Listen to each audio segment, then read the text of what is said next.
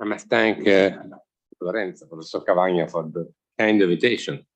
This high-level scientific meeting, I feel a bit embarrassed to be to chair this section with Professor Corsico.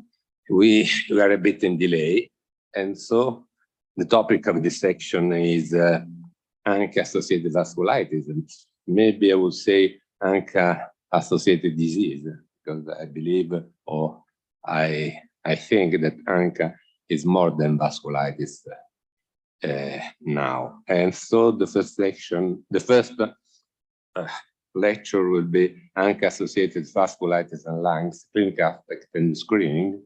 And the speaker will be Cristina Ponte. Thank you. So good morning, everyone. I think you hear me okay.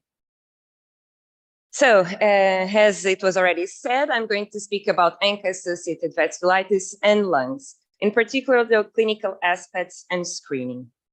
Essentially, this will be how my talk will be based, essentially in clinical aspects and screening.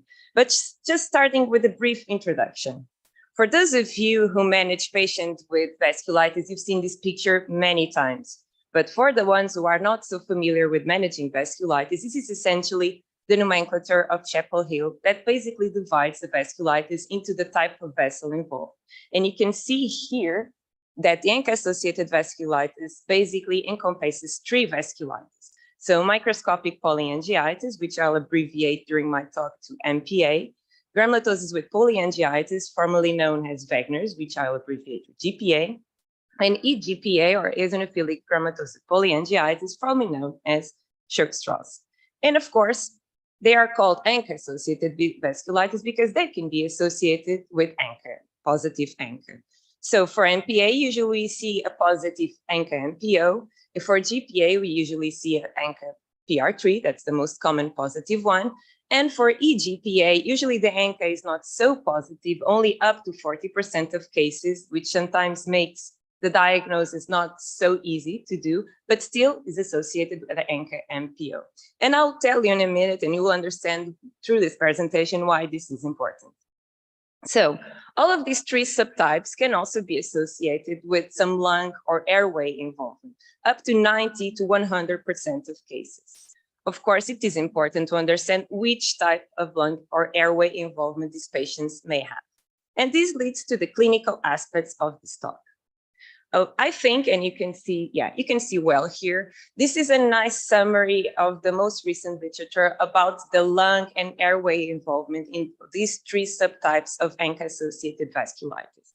Although this is not the main topic of this talk, you can see that upper airway involvement is also very important in this disease, with GPA having a very destructive airway involvement as opposed to EGPA that has more nasal polyps, etc. But like I said, and we're just focusing more on lung and lower airway, you can see that there are a lot of differences or specific difference for each subtype of ANCA-associated vasculitis. You can see that, for instance, for EGPA, this doesn't point. So for EGPA, you have more asthma. It's very typical of this disease. It's part of the triad.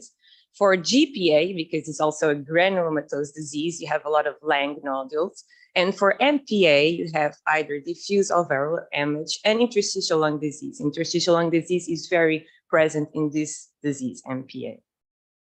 And this is also very observed, or at least it's you can see these differences that we've seen in the previous table in the new classification criteria for vasculitis, for ANCA-associated vasculitis, which was published last year.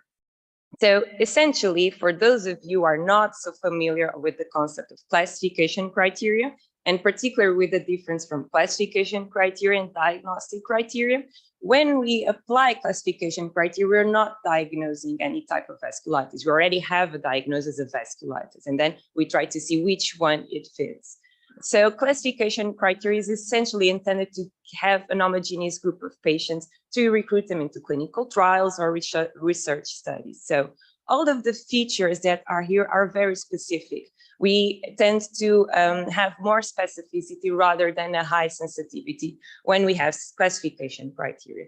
So, and you can see here that this type of, I just selected the ones in the classification criteria, the ones that were related to lung or airway. You can see that for MPA, the first one, interstitial lung disease, it's a very specific feature of this disease, as opposed to GPA, where we see lung nodules, and to EGPA, where we see obstructive airway disease, but basically is a surrogate for asthma. So, but let's see into more detail rather than just looking at classification or very broad terms for diagnosis, into this GPA and MPA, which are the main ones with lung involvement. So for GPA, we usually consider try at least to divide like mild involvement and severe involvement. Mild involvement, you just have some ground glass opacity, some infiltrates, small consolidations, nodules that are not cavitated. But for severe involvement, then is when you have a diffuse alveolar hemorrhage that you can also have in GPA up to 10%, although it's more frequent in MPA, and also cavitated nodules. This is when we consider to be more severe, cavitated nodules and hemorrhage. And you can see some examples here. This is one of our patients. The first one arrived with its X-ray, which we thought of being a tumor, which is usually what differential diagnosis at the beginning. And you can see that the corresponding CT, you can see some consolidations and nodules that are not cavitated. This is not so severe, although it's very florid as well. And here we can have also, you can see also another patient of ours with a cavitated nodule. Just for you to understand, the nodules in GPA, they are usually bilateral. They don't have any place in the lung that they prefer to be, so it can be anywhere in the lung. And usually they cavitate when their diameter is more than 2 centimeters. And around 50% of the nodules cavitate. That's when they become more severe, and we have to be more aggressive with treatment.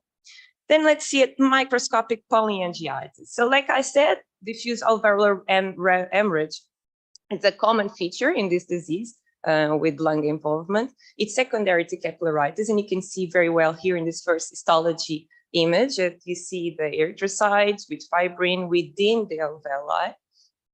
But you can also see here in the CT as well with some patchy ground glass opacities that when the patient also has a decrease in hemoglobin together with the shortness of breath, you can think about diffuse alveolar hemorrhage. And I'm saying that because 1/3 of the patients who do have this hemorrhage, sometimes they don't cough blood, they don't have hemoptysis. So, and the diagnosis is mostly done with either a CT or together with a drop in hemoglobin and shortness of breath, or a BAL, so bronchoalveolar lavage. So it can be incidental or patients coughing blood. And then let's go to interstitial lung disease. That is really the hallmark of MPA when it actually affects the lungs.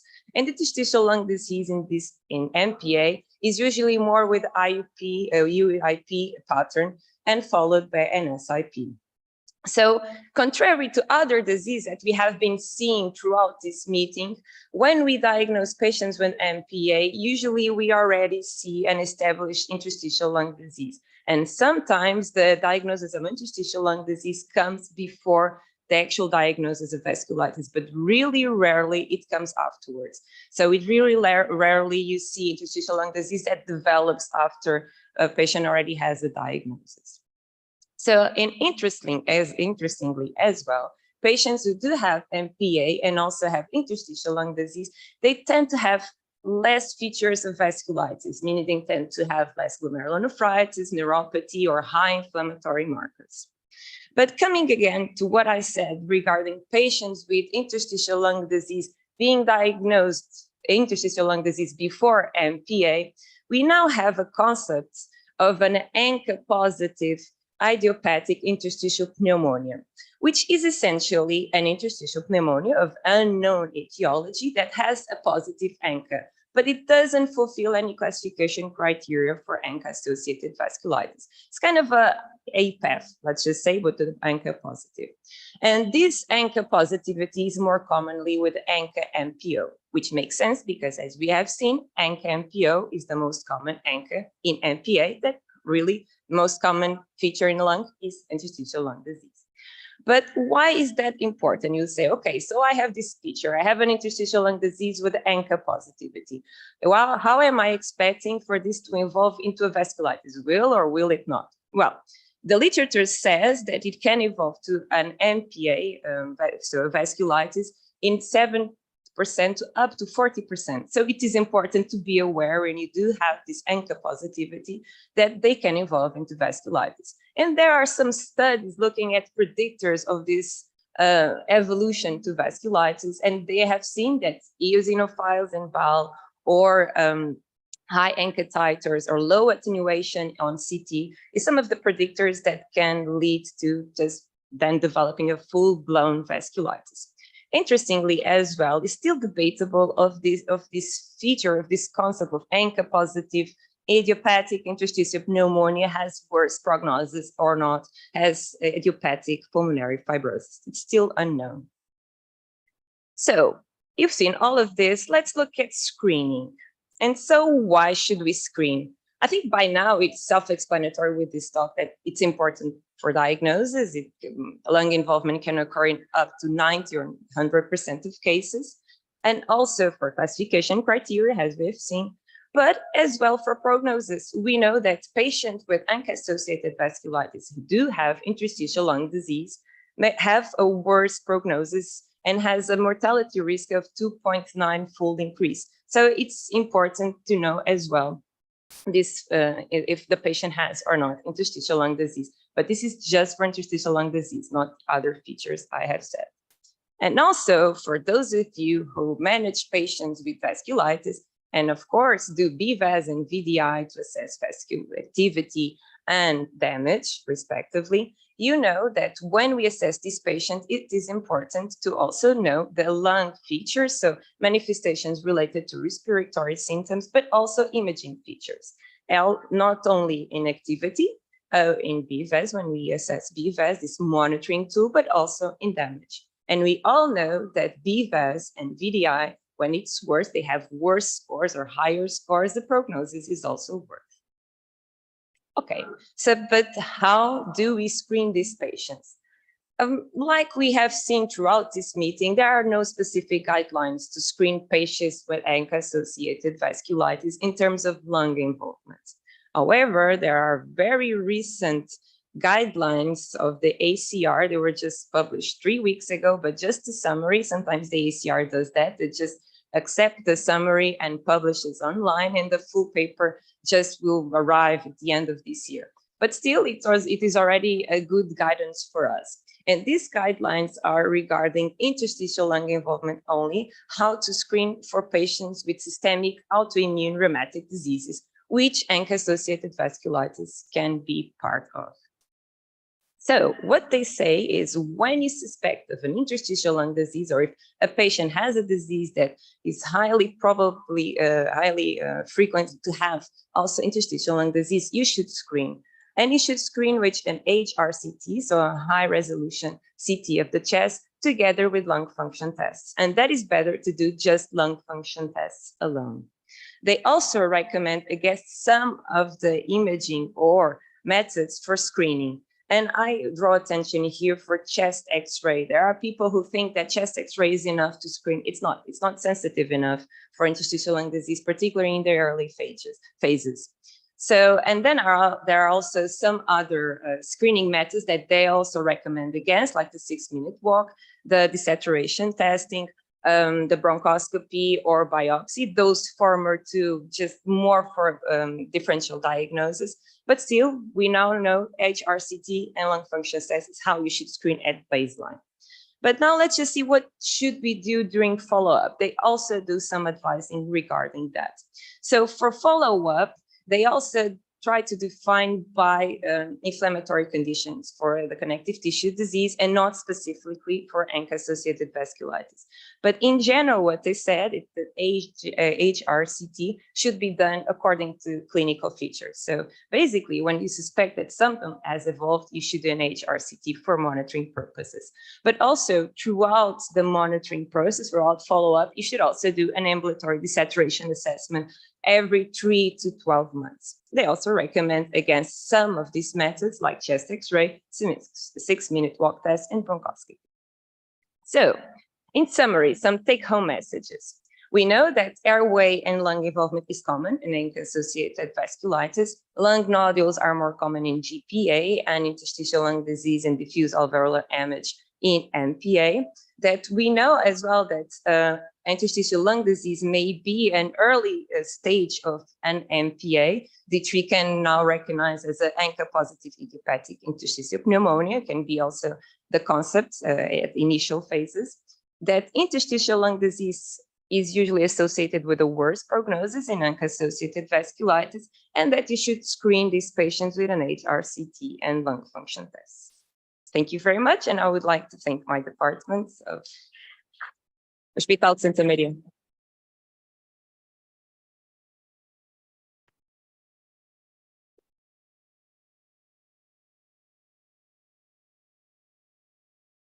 you for the lecture. I think the discussion will be at the end, and so the next presentation to my co-chair. Okay, the next speaker is Bond, Milena Bond. She will talk about the ANCA-associated vasculitis and lung issues on therapy. Good morning, everyone. Thank you very much for having me. It's really a pleasure to be back in Pavia after more than 15 years. Today, I'll be talking about issues on therapy in patients with ANCA-associated vasculitis with lung involvement.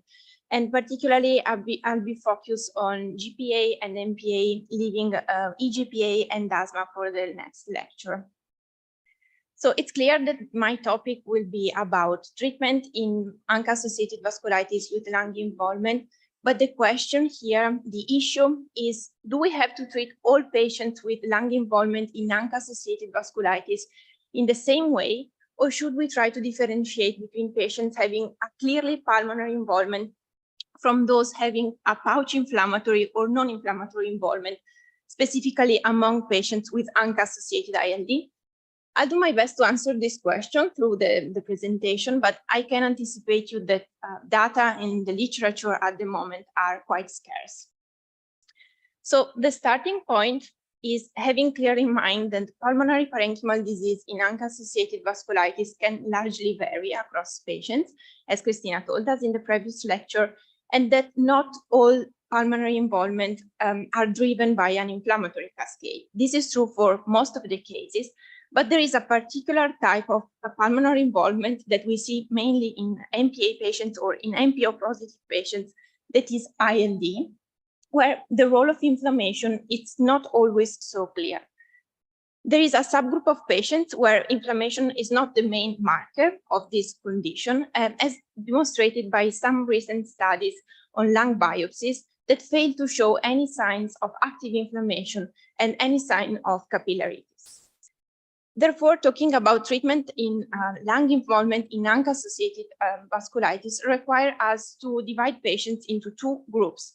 A bigger group where we have the classical inflammatory pulmonary involvement, and the other group that is ANCA-associated ILD, where at least a subgroup of patients have less inflammatory features compared to the other ones. But starting from what we know, that is the classical pulmonary inflammatory involvement, here we are talking either about organ-threatening conditions or life-threatening conditions. And therefore, according to the recently published EULAR guidelines, we should treat these patients using either rituximab or cyclophosphamide together with high-dose glucocorticoids or avacopan. And as for other rheumatic diseases, it is crucial nowadays to reduce the glucocorticoid dose in treating these patients. And the suggested glucocorticoid tapering scheme is therefore the one used in the PEXIVAL studies. That is a reduced tapering scheme of glucocorticoids that was shown to be not non-inferior compared to the regular ones, but associated to a lower rate of severe infections. Therefore, in these patients, we should start with 50 to 75 milligrams of prednisolone per day that should be tapered to 5 milligrams until month 4 or 5. And I also want to remind you that routinely, we should not use methylpred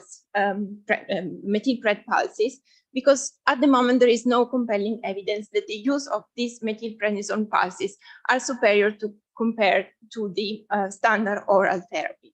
And therefore, these methylpred pulses should be reserved to patients having a more severe involvement. So patients with either a rapidly progressive glomerulonephritis or diffuse alveolar hemorrhage. Another important strategy that we have in order to reduce glucocorticoid cumulative dose is avacopan. As you know, randomized controlled trial was published in 2021, and it was shown that this drug has a significant glucocorticoid sparing effect. In this trial were also included patients with pulmonary involvement. The only type of pulmonary involvement that was not included was the severe alveolar hemorrhage. Thus, for this type of patients were not included. But if we look at the patients having pulmonary involvement in this study, you can see that the patients that were in the avacopan group had a significant lower rate of active disease, both at week 26 and 52, compared to patients treated in the prednisone group. These numbers were not statistically significant because this was not the primary endpoint of the study, but for sure, these numbers are clinically significant for us. A very special type of inflammatory pulmonary involvement is diffuse alveolar hemorrhage. Here, according to guidelines and many experts, we may consider the use of methylpred pulses. And of course, we have to use immunosuppression, either rituximab or cyclo. But also, according to some experts, we could use the combination of the two. According to, there are several schemes suggested in the literature combining rituximab plus either oral or intravenous cyclophosphamide. But the evidence here come only from retrospective studies. And what these studies show is that this combination scheme may be associated with a glucocorticoid sparing effect, a faster remission without a high risk for severe infections. But as said, these are retrospective studies and we need prospective data. And actually there is an ongoing trial, so we hope to have further results in the next future. Another very debated option for patients with diffuse alveolar hemorrhage are plasmapheresis. In the last decade, several studies have been published with conflicting results. And finally, last year, an SLR with a meta-analysis was published. And unfortunately, this meta-analysis failed to show any benefit of plasmapheresis in patients with diffuse alveolar hemorrhage. So at the moment, according to literature, we should consider plasmapheresis if we have a concomitant severe renal involvement. But it is important to have in mind that in most of these studies, patients with severe diffuse alveolar hemorrhage were not included. And therefore, the question whether plasmapheresis may have a role in this particular very severe patients still stays. And in fact, in this sub-analysis of the Percivals trial, it is shown that patients with severe diffuse alveolar hemorrhage receiving plasmapheresis had a better outcome compared to those who received not the plasmapheresis. But for this sub-analysis, the number of patients were relatively low. Therefore, there is no statistical significance here. So in conclusion, for inflammatory involvement in ANCA-associated vasculitis, we should use the lowest possible glucocorticoid dose in association with either rituximab or cyclophosphamide. But if we have life-threatening condition, we can also consider the combination of the two, rituximab and cyclo. And plasmapheresis, because of the high risk of infection, should be considered only if we have a concomitant severe renal disease.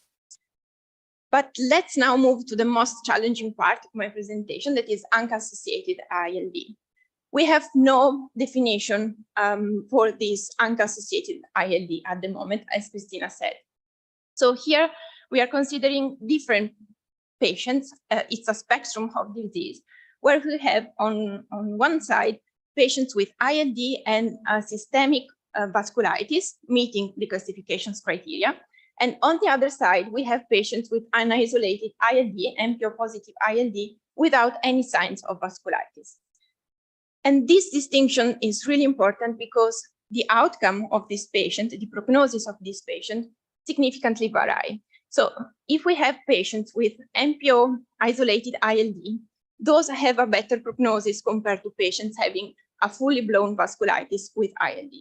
And among patients without systemic vasculitis, those with high inflammatory markers tend to have a worse prognosis compared to those who have normal inflammatory markers.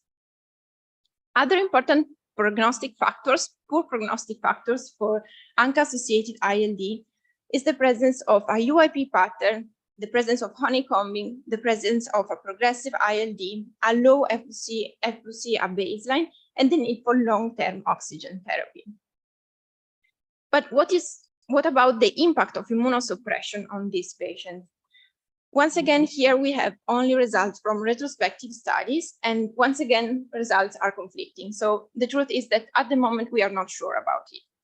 In these retrospective studies, it was shown that patients with ANCA-associated ILD treated with glucocorticoid alone had a worse outcome compared to those who received also either rituximab or cyclophosphamide. But another study failed to find any association between the use of immunosuppressors at any time and outcome. So the truth is that we don't know.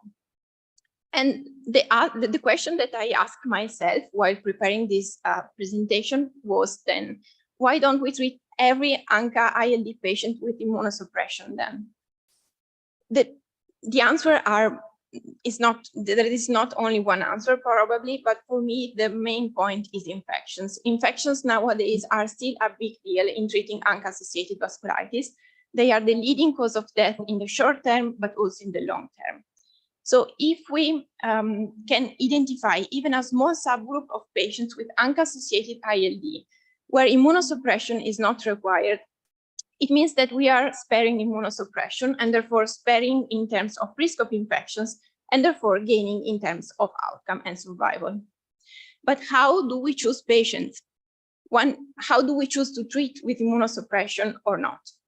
The most important thing is, do we have signs of systemic vasculitis? If yes, we go ahead and treat the patient with high-dose glucocorticoid and immunosuppression as suggested by the guidelines.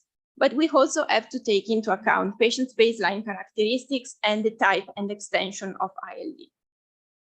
So trying to put all this information together, if we have a patient with ANCA-associated ILD with systemic signs of vasculitis and inflammation, we have to go ahead and treat the patient with immunosuppression, glucocorticoid dose, high glucocorticoid dose, rituximab or cyclophosphamide.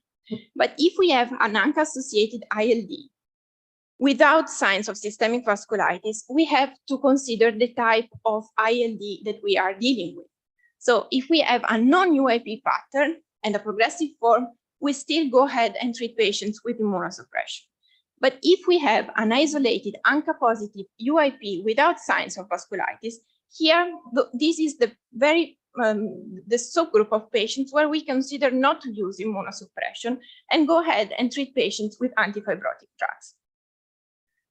Other hints that we can follow in taking this difficult decision are, of course, radiological findings. So do we have a lot of ground glass around the fibrotic changes? And also we can rely on the information that we gain from the bronchoalveolar lavage and from the biopsy, if we are lucky enough and we have a lung biopsy. But the antifibrotic drugs that we can use are essentially two, nintedanib and pirfenidone. But it's important to have in mind that here we have no evidence of efficacy for these drugs in patients with MPO ILD and ANCA-associated vasculitis ILD. So in conclusion, for ANCA-associated ILD, we can say that patient profiling is really key, and we have to choose immunosuppression in most of the times. So when we have signs of systemic vasculitis, when we have a non-UIP pattern specifically, and particularly if we have a progressive ILD. But we can consider antifibrotic drugs probably in a minority of patients where we have an isolated ILD with a UIP pattern without signs of inflammation at VAL and at histology. It's crucial here, if we choose to treat our patient only with antifibrotic drugs, to keep monitoring the patients, because sometimes ILD can precede the onset of vasculitis, and so we have to keep checking on that. The last point of my presentation is prophylaxis. We now know that cotrimoxazole reduces significantly the overall risk of infections in ANCA-associated vasculitis, particularly the respiratory tract infections. And therefore, it's really important that we remember to prophylax our patients, particularly if we have a lung involvement, because those patients are those that have a higher rate of respiratory tract infections. So if we have patients with ANCA-associated vasculitis receiving high-dose glucocorticoids, rituximab or cyclo, we have to remember to use cotrimoxazole. So in conclusion, for ANCA-associated vasculitis and pulmonary involvement, we can say that one size does not fit all. In most of the cases, we have to treat these patients with high-dose glucocorticoid and with immunosuppressive treatment. But there is also another particular subtype of patients that are those having ANCA-associated ILD, where the choice of treatment is really on an individual basis. And we have to be very careful in patient selection here. We have to keep monitoring these patients, and we have to keep in mind that at the moment, the evidence is not strong in the literature, therefore we need prospective studies. And last but not least, we have to remember to use cotrimoxazole as a prophylaxis. Thank you for your attention. Thank you very much. Very challenging talk. I'm a bit, I have some doubt about this protocol paradigm. And so the next lecture will be difficult aspect anti-L5 use in pulmonology, and rheumatology setting. Alvise, is it right, Berti? From Trento? Correct, yes. Thank you. Good morning. I'd like to start by thanking Professor Herrera and Professor Cavagna for the kind invitation and for the topic, actually, that I do like it a lot. I'm going to talk about anti-interleukin 5 use in pulmonology and the rheumatology setting. Disclosure. I'm going to start by giving a brief overview of the disease on the interleukin 5 pathway, and then I'm going to start to speak about the inhibition of the pathway. So, as you know, EGPA has different broad spectrum of clinical manifestations. We're speaking about lung diseases, or we are going to focus on lung. And so I'd like you to notice that virtually in all the patients, asthma is present. Then there are other manifestations, and some of them, the more vasculitic ones, segregate with the ANCA positivities, as you can see, glomerulonephritis, peripheral neuropathy, and purpura usually associate with ANCA positivity. And these reflect a different genetic predisposition of the disease, with the MPO ANCA positive patients having an association with HLA-DQ, which is shared with other MPO ANCA positive vasculitis, such as microscopic polyangiitis. And on the other side, the ANCA negative patient that associate with interleukin 5 polymorphism and GPA33 and so on. So different clinical manifestations, different genetic predisposition, and a very complex and broad physiopathology of the disease that we could share, that we could divide in three main components: the eosinophilic disease and eosinophilic organ infiltration, the granulomatous necrotizing inflammation with the granulomata present in the blood vessels or perivascular, and then finally the vasculitis component, which is actually not only but mostly due to the activation of the neutrophils induced by ANCA, so the autoantibodies. These three main components explain the broad clinical manifestation of the disease. But let's focus on the lung and specifically on asthma. Asthma is, as I told you, the main manifestation of the disease. We and others contributed in the last year to show that severe eosinophilic asthma is present in a proportion of patients in between 40 and 50%. And this proportion remain stable through the follow-up. even after years of the disease and regardless of the immunosuppression and the glucocorticoid treatments. So in not only severe asthma, but also the possibility to have a relapse. It's quite frequent in this disease, and as you do know from clinical practice, there could be relapses which is linked to the vasculitis activity, or it could be a relapse that could be linked to asthma and sinus exacerbations. And as you can see on the right part of the screen in this article from the French Vasculitis Study Group, it clearly shows that there is a difference in the percentages of these relapses. The continuous line, the black line, represents the vasculitis relapse, and you can see that all of them are concentrated in the first 2 years of the follow-up. Whereas after 2 years, when the vasculitis is clearly silenced, it's difficult to have other relapse. It's not impossible, but difficult. Whereas the respiratory relapses, that is represented here by the dotted lines. They continuously occur through the follow-up, bothering the patient and leading to an increase of a glucocorticoid. So that's an issue. Speaking about pulmonary function test, the bronchoconstrictions, it's still an issue because there are not clear data showing if the bronchoconstriction of the patients remains stable or not. Previous data from the French group show that there was a bronchoconstriction. The bronchoconstriction, it's not persistent, and with glucocorticoid therapy, it could improve. While more recent data from Mayo Clinic show that this is not happening. And this data, along with the data that I don't show here for brevity, on the reversibility of these patients, which is not really present in these cases in EGPA, really seems to suggest that a lot of patients, the asthma of a lot of patients with EGPA is probably already evolved, it's remodeled. So essentially it means that they evolved into a chronic COPD, into a chronic bronchitis. It is not reversible asthma anymore.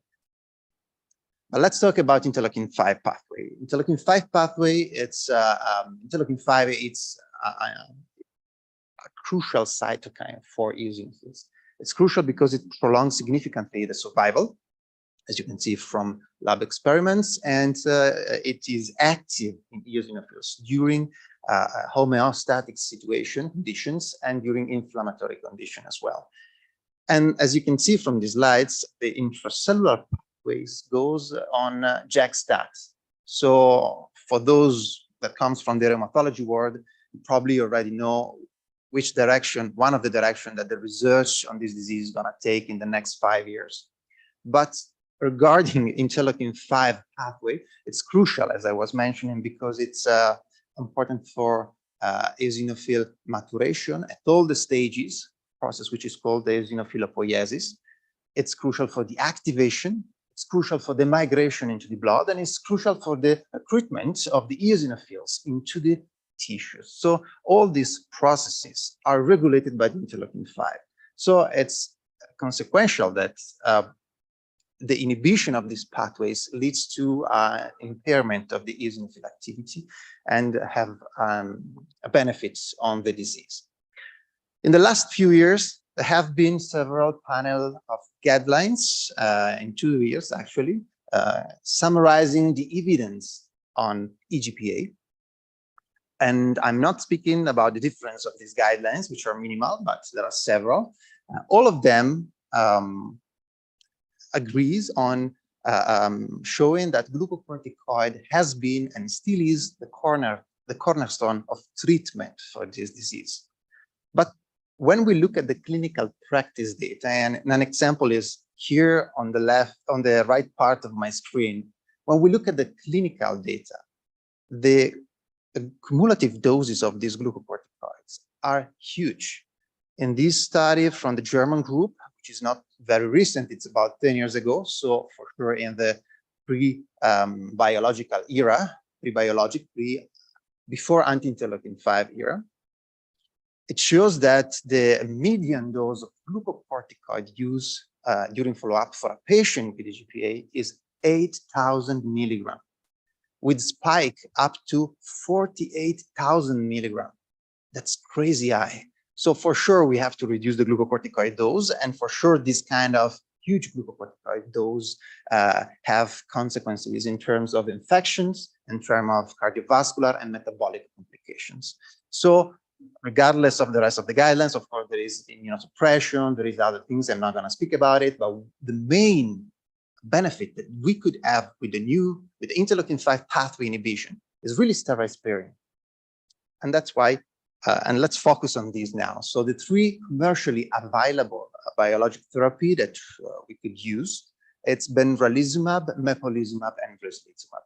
Benralizumab blocks the alpha chain of the interleukin-5 receptor, whereas mepolizumab and ruzasvir blocks the interleukin-5. There are differences from biologically, because blocking the receptor, as in the case of benralizumab, has more important effects of eosinophil depletion, both circulating and in the tissue, which is probably linked to the fact that interleukin-5 pathway is blocked, and also because there is an induction of the NK cells mediated death of eosinophils, which is probably more important in the case of the receptor blocking instead of blocking the molecule. Let's start with mepolizumab, which is the only one that is also approved for AGPA. Mepolizumab dose for asthma is 100 milligram, and this is a slide that usually pulmonologists know very well. It means it shows briefly all the path of leads to the approval for mepolizumab for asthma, starting in 2012. And as you know, the dose that we use for asthma is 100 milligram subcutaneously. Whereas the dose that, and of course, is labeled for severe eosinophilic asthma, not for all the asthma. On the other side, the dose that is labeled for AGPA, it's 300 milligram every 4 weeks. This comes from this famous study of the New England Journal of Medicine, 2017, but this drug was labeled for EGPA only in 2023, at least in Italy, so quite recent. The trial showed that significant proportion of patients achieved remission through the follow-up, and a significant proportion of patients in the mepolizumab group as compared to the placebo group remain in remission for some times and get remission at fixed time points, 36 and 48 weeks. Not only, it also showed that the relapses, all of them, vasculitis and respiratory relapses, have been reduced thanks to the use of mepolizumab by half.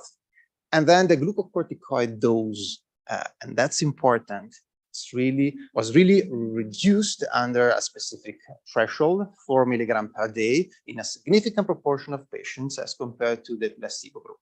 That's huge because, as I told you, it really could redimensionate the proportion of patients that accumulate huge dose of glucocorticoids. But why? The question is why? Why do we use 300 milligram instead of 100? So starting with asthma in the pulmonology setting, there has been in 2012 a dose-finding study that show that asthma could be significantly reduced with the 100 dose. The doses here are intravenous, so 75 milligram intravenous correspond to 100 milligrams subcutaneously. And so, as you can see, there's no really difference comparing the different doses of mepolizumab. So the less, the best. And that's why 100 milligram was labeled for this. Similarly, also the eosinophils in the blood were significantly and similarly reduced between the three different doses. And that's why 100 milligram was labeled for asthma. What happened for EGPA? That's a little bit tricky because they didn't do a study, a dose-finding study. They essentially do a quite complex modeling, pulling together the 16 trial on mepolizumab at different dosages and with different diseases. So asthma, hypereosinophilic syndrome, and eosinophilic esophagitis, curiously not EGPA. And then they show with this complex models that essentially the more, the higher the dose of mepolizumab is, the best the reduction of the eosinophils in the blood is. And this is particularly true for higher levels of eosinophils. So since hypereosinophilic syndrome and EGPA are both systemic diseases. The level of eosinophils are quite high, and therefore that's how they come to 300 milligrams. I get that, it's quite reasonable, but it's still a little bit artificial. The point is, MEPO 100 or MEPO 300? From a clinical perspective, since there was a gap of 8 years between the 100 approval used for severe asthma and the 300 approval for EGPA, there has been a lot of real-life study, retrospective studies showing that perhaps 100 milligrams could suffice in keeping the disease in remission and in reducing disease activity and the dose of prednisone, making the clinician to think that perhaps 100 milligrams could suffice, and there are still a lot of reasonable clinical questions that to try to understand if maybe other strategies instead of the 300 milligram could be used, maybe starting with 300 and then stepping down the dose, or perhaps starting with the 100 and then stepping up, and a lot of other questions that, as I said, it's reasonable from a clinical perspective. It's worth it to mention anyway that the only dose that is labeled for EGPA is the 300 milligram and not the other dose. I'm closing my presentation with a couple of slides on the other anti-interleukin 5 agents. I'm not putting too much effort yet because these are not approved for EGPA. The two other drugs are benralizumab and rislizumab. The first one is subcutaneous, the other one is intravenous. It's not really used, it's not labeled in Italy. So the second one, so essentially these are two phase 2 studies showing that there is an important, that both of them are effective in reducing the glucocorticoid dose. And there are also for benralizumab some studies, real life studies used at a dose that is used for asthma, showing that it contributes to the reduction of glucocorticoids and to keep disease in remission and so on. And that there is a difference in those patients that previously used mepolizumab as compared to the naive patients, probably because they failed the first one, and therefore the disease is more advanced. It's worthy to mention also that there is a new trial that compares two standard of care, the next standard of care of the disease, the 300 milligram of mepolizumab as an add-on therapy as compared to benralizumab 30 milligram every 4 weeks, which is doubled as compared to the dose that we use for asthma. And this study is ongoing and will probably give us some answer and will probably lead to embrace also benralizumab in between the opportunities to treat EGPA.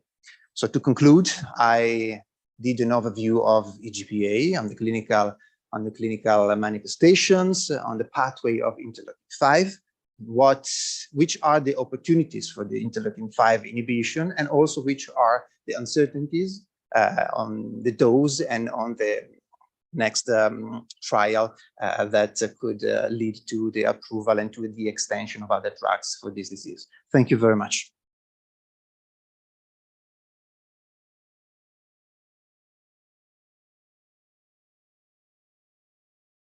Okay, we would like to start the discussion, and then at the end, we'll have the presentation of the case.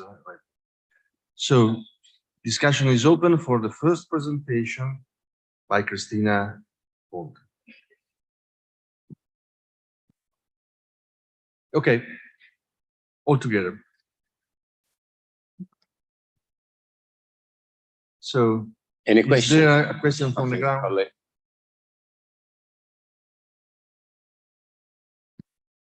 First of all, I would like to congratulate the speakers. Wonderful talks.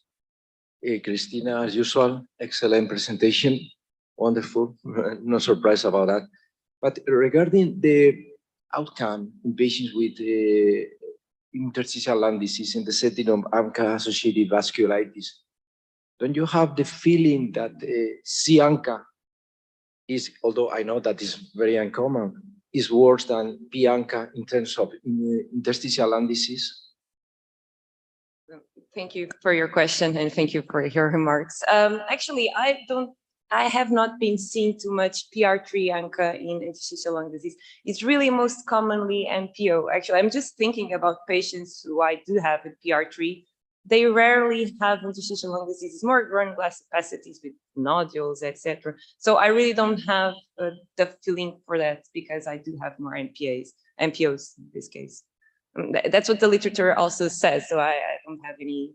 And working with the pulmonologists like we do, they also don't see as much often. I don't know if you do have any experience with ANCA and PR3 and interstitial lung disease. We see more with ANCA and PO. And in the literature, there's nothing really comparing the outcomes with ANCA PR3 interstitial lung disease and ANCA and PO interstitial lung disease. So Thank you. Thank you. Thank you. And regarding the last, Dr. Berti, thank you for your excellent presentation. Well, I'm an old rheumatologist, and I've seen many patients with what we call Church-Strauss, because to me now EGPA is all very difficult to pronounce. I'm getting old and my brain is not working as well as it used to be. But anyway, regarding to the use of mepolizumab, well, I have the idea, maybe I'm wrong, that ANCA-associated EGPA is a little different from the clinical point of view, as obviously it is. But so the widespread use of mepolizumab, I think it should be restricted for ANCA negative EGPA patients. I think if I got a patient with EGPA and pulmonary hemorrhage and ANCA-associated vasculitis with a peripheral neuropathy, my first thought would be use glucocorticoids and rituximab, for example. What do you think about that? Thank you for the question. First of all, I'm going to answer in two ways. The first one is what the guideline says. The other one is what perhaps my opinion is on it. The guideline says that it could be add-on regardless of disease severity in all the GPA for essentially disease maintenance, not in the acute phase, which should be treated with immunosuppression in more severe cases according to the international guidelines, or life-threatening or organ-threatening disease according to the Euler one, and so on. Whereas the non-severe ones should be treated at least with glucocorticoids. So for sure, and I agree with you that mepolizumab itself is not the cure for the acute phase of EGPA, regardless of the ANCA positivity or not. As I show you from the initial slide, as you know, ANCA positivity usually associates with the vasculitis manifestations. So that's why probably you are asking this. And the point is, what could mepolizumab add also in ANCA positive patients? Well, I disagree with you on this because to some extent, and this is probably more personal view than evidence-based, so I just want to clarify it, that maybe I'm wrong. But it's more that eosinophilic manifestation is present in almost all the patients. So it's not really dichotomic and black and white, in which ANCA positive have a lot of vasculitis manifestation and the other have only eosinophilic manifestation. It's more that all the patients have eosinophilic manifestation. In some of them, between 30 to 40 to 50%, there is ANCA positivity. In a proportion of them, there is also full-blown vasculitis. So in this view, the positioning of the mepolizumab or the other anti-interleukin 5, it's more broad to me, and it could help in reducing the glucocorticoids. So in this view, I would see it perhaps in the next future as one anchor drug for the disease to reduce that component, that eosinophilic component, obviously not working on the other one. May I add a comment? I absolutely agree with the colleague Alvise, but in my opinion, my experience, you must look also at extra pulmonary manifestations. For example, for instance, neuropathy. If you biopsy neuropathy, if you biopsy a nerve in patient with EGPA, you find always eosinophil. In patient with the neuropathy EGPA associated ANCA positive, if you biopsy the nerve, you find a lot of neutrophils, but also eosinophil.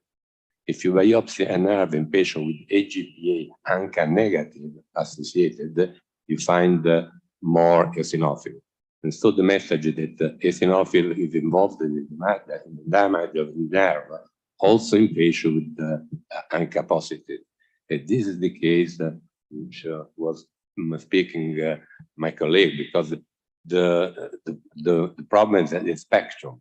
And in patients with eosinophil, I would say associated neuropathy, benralizumab, for example, seems to work even better than mepolizumab, because you need a profound depression and immunosuppression of eosinophil components. And this is a very critical point in my experience. I just want to add that it has been published in 2020, a beautiful article on neurology, really showing what you are saying, that in the ANCA negative one, there was images, pathology images, beautiful. We're at the same paper. Okay. Beautiful images depicting as the ANCA negative as more likely to be associated, not all of them, that's the point, more likely to be associated with eosinophils, and the vasa nervorum was stacked with eosinophils. And the ANCA positive one instead have a thick vessel wall, and not really, not from eosinophils, but due to the activation of the neutrophils. So these are the two points of the spectrum. And that in the meanwhile, you find also, but not only. So, you know, it's really complex. And I would just add that it recently have been published a clinical work from Alfred Marr group, trying to really understand if there are clear phenotype or not. And on Journal of Rheumatology just a few weeks ago, and it really shows that they couldn't find phenotypes. There's really more a continuum, a spectrum between them. So the answer is not clear, of course, and that's why I like to specify before that it was my opinion and not obviously with the space. Is there time for another question? I'm a transplant pneumologist, and I would just make a question starting from an anecdotal case we had. We had a male who was referred for transplantation because of UIP pattern, and he was ANCA positive, MPO ANCA positive, but that was just isolated. And he was undergoing transplant evaluation, and during this evaluation, he developed neuritis. So we were co-managing with the rheumatologist, and we stopped the evaluation. We started the treatment with immunosuppressant. And surprisingly, he was improving from the lung function point of view, and he stabilized. So he has been discarded for the transplant list, and he's still alive after many years. Really, I think that it's around 9 years we are following up.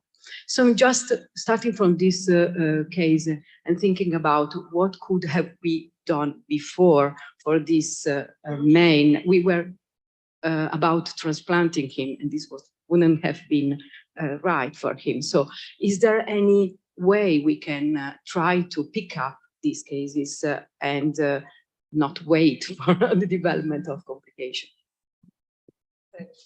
Thank you for sharing this very interesting case. Actually, when I was reviewing everything, I also had this question. So when I have only an interstitial lung disease pattern, should I screen? And this was also asked in other talks. So should I screen for ANA screening, for ANCA screening? We still don't know. And there were some works and papers looking into that. And particularly for ANCA, if you screen the interstitial lung disease patients, ANCA may be positive, like in 4%. So the authors of the paper I read was kind of a review, also opinion-based. They say, well, it's not worth it because you can then have 4%. And out of this 4%, like 20, 30 may actually develop an ANCA-associated vasculitis, but they may not. So we don't know, because imagine in this patient, you screen and you have an ANCA positivity. What that would change, because you were going into pulmonary lung transplantation, right? So the fact that he actually developed a vasculitis, of course, has made everything different, but he may have not developed vasculitis as well. So he would go to lung transplantation. We still don't know. I think it's a very complex topic, an interesting one. I personally would screen. And if I would have ANCA positivity, I would assess the patient very thoroughly before going into lung transplantation. Because sometimes, like neuropathy, a patient doesn't complain, and then we do a nerve conduction test and we find something, or a nasal sinus CT and we find something. Sort of these things that I would do, but that's a personal view as well. Thank you. Christina, I would like to ask you one more question. So in the literature, a high incidence of ANCA positivity has been reported in patients with alpha-1 antitrypsin deficiency that is associated with emphysema. So should we screen the patient with the c-ANCA for alpha-1 antitrypsin deficiency, and in turn those with alpha-1 antitrypsin deficiency for ANCA? That's a very interesting question as well. And we have seen also this kind of composite. So with interstitial lung disease, also with emphysema, there is also those patients who can have these features in the lung. So both of them occurring together, although it's very rare. So I don't have an answer for that. And in my experience, we haven't found, but we haven't found because we are not screening. Maybe we should start screening, in particular when we find this emphysematous pattern. We still don't know. We are not doing, probably I'll talk to my pulmonologist saying, oh, about screening for that. Very quick. Sorry, just one second. Sorry, thank you. Do you think we should now, I believe that we should stratify, and not just speaking about ANCA, but anti-PRT, anti-MPO. The matter is when you have patient with ILD ANCA, P-ANCA positive, but anti-MPO negative. That's the point. Do you think we should search for more target, lactoferrin, lysozyme, and other? Maybe in this case, in the future, will be possible to characterize phenotyping, to immunotyping more patients. I think this all comes together to how should we screen those patients when they have interstitial lung disease, and maybe not related to ANCA-associated vasculitis. We do focus more on MPO and PR3 rather than P-ANCA and C-ANCA. Actually, this is being dropped in the literature. We are more focusing MPO and PR3. And there are some different features of those two. And actually, when we were developing the classification criteria, we actually also tried to do classification criteria for ANCA-PR3 and ANCA-MPO patients. But that was just a mess. We didn't find any cluster of anything because there's a lot of mixture. We sometimes see patients who have ANCA-MPO that I was expecting to have some type of features, but they don't. So in summary, there are really no good answer for that. I think when you have a patient with such a severe disease and you want to know if there's something else, just go for it. And if you have budget, yeah. Thank you. Sorry.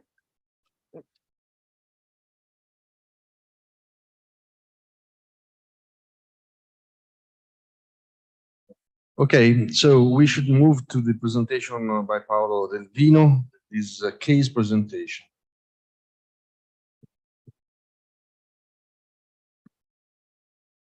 Good morning to everyone. I would like to thank Professor Cavagna and all the organizer for the kind invitation.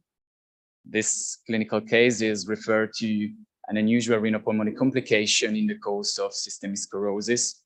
We are talking about a 57-year-old female with a history of systemic hypertension, autoimmune hypothyroidism, obstructive sleep apnea syndrome, and the diagnosis of limited cutaneous systemic sclerosis confirmed in 1993, based on several clinical findings, including Raynaud's phenomenon, complicated by digital ulcers, skin sclerosis, telangiectasias, initial acrosteolysis, interstitial lung disease, musculoskeletal, and gastrointestinal involvement. The patient came to our attention for the first time in December 2019 due to recurrence of digital ulcer of the left fifth finger, requiring treatment with intravenous iloprost. Laboratory findings revealed raised inflammatory markers in combination with a moderate elevation of renal function indexes. Urinalysis showed the presence of red blood cells, proteins, and leukocytes, and a proteinuria of 1 gram per day. On further inquiry, the patient reported intermittent episodes of low-grade fever in combination with lower limbs purpura, but also apoesthesia and paresthesias located at the lower limbs. These are the patient's skin and musculoskeletal findings with telangiectasias, microchilia, sclerodactyly, and also acrosteolysis. Whereas these are the chest CT chest findings with a UIP pattern represented by a honeycombing abnormalities, mainly located at the bases and at the middle and upper segments of the mantle region, together with traction bronchiectasis. Pulmonary function tests revealed normal static and dynamic volumes with initial reduction of the TLCO. Our autoimmune panel confirmed the positivity of antinuclear autoantibodies and positive rheumatoid factor with negativity of INA. Surprisingly, anti-KU autoantibodies were positive in combination with positivity of p-ANCA with a high titer anti-meroperoxidase specificity. Microscopic examination of the urine sediment revealed signs of active glomerulopathy, so we decided to admit the patient to our rheumatology unit in the suspicion of concomitant ANCA-associated vasculitis. Here, the patient underwent kidney biopsy, showing a mixed crescentic and sclerotic glomerulonephritis with tubulointerstitial involvement, but also endothelial hyperplasia of few arterioles. The absence of overt immune deposits on direct immunofluorescence identify a post-immune ANCA-associated glomerulonephritis. In the meantime, echocardiography and cardiac MRI ruled out any signs of heart involvement due to both vasculitis or systemic sclerosis, whereas no signs of chronic rhinosinusitis were present as seen on CT scan and nasal endoscopy. And finally, electromyography confirmed a nexonal sensory polyneuropathy of the lower limbs. A diagnosis of microscopic polyangiitis in overlap with systemic sclerosis was confirmed, and remission induction treatment was initiated with a combination of moderate dose of glucocorticoids and cyclophosphamide intravenously according to the UVA scheme, followed by the first maintenance dose of rituximab 500 milligram. This treatment led to a normalization of inflammatory markers, a reduction of ANCA titers, an improvement of proteinuria, a reduction without complete disappearance of microscopic hematuria, whereas the prosecution of intravenous iloprost allowed the healing of digital ulcer. Unfortunately, after 5 months, the patient reported inflammatory peripheral polyarthralgia, low-grade fever, and bilateral conjunctivitis with multiple negativity of nasal swabs for coronavirus. Inflammatory markers were raised again with worsening microscopic hematuria, with stability of renal function indexes, proteinuria, chest CT, and echocardiographic findings. After 1 week, the patient developed lower limbs purpura and hemoptysis, with chest CT scan showing ground glass opacities affecting the medium, right, and left inferior lobe, and these findings were highly suggestive of a diffuse alveolar hemorrhage. The patient was admitted again to our unit, where vital parameters remain stable in the absence of an overt anemization. We observed an important increase of the titer of anti-meroperoxidase autoantibodies with negativity of antiphospholipid antibodies and anti-GBM. The patient underwent fibrobronchoscopy, which confirmed the diffuse alveolar nature of the hemorrhage with negativity of microbiological investigations on BAL. Remission induction treatment was started again with high-dose glucocorticoids, 1 gram per day on 3 consecutive days, followed by prednisone 50 milligram per day, gradually tapered according to the Pexivas tapering schedules. Glucocorticoids were combined with a remission induction treatment with rituximab and 2 sessions of therapeutic plasma exchange. Rituximab was administered with a hematological scheme, and this treatment led to a quick and important improvement of interstitial abnormalities, improvement of inflammatory markers, glomerular signs of the disease, and reduction of ANCA titers. We were able to fastly taper the glucocorticoids dose down to 7.5 milligram per day over 3 months in the absence of clinical signs of scleroderma renal crisis and in the absence of any infectious events. Remission maintenance treatment was continued with 4 infusions of rituximab 500 milligram every 6 months, with the achievement of clinical remission, reduction of glucocorticoids down to 2.5 milligram per day and no vasculitic relapse. We also observed the disappearance of glomerular signs of the disease, a further reduction of proteinuria and creatinine, and ANCA negativization. During follow-up, we did not observe any clinical, functional, or radiological features of progressive systemic sclerosis.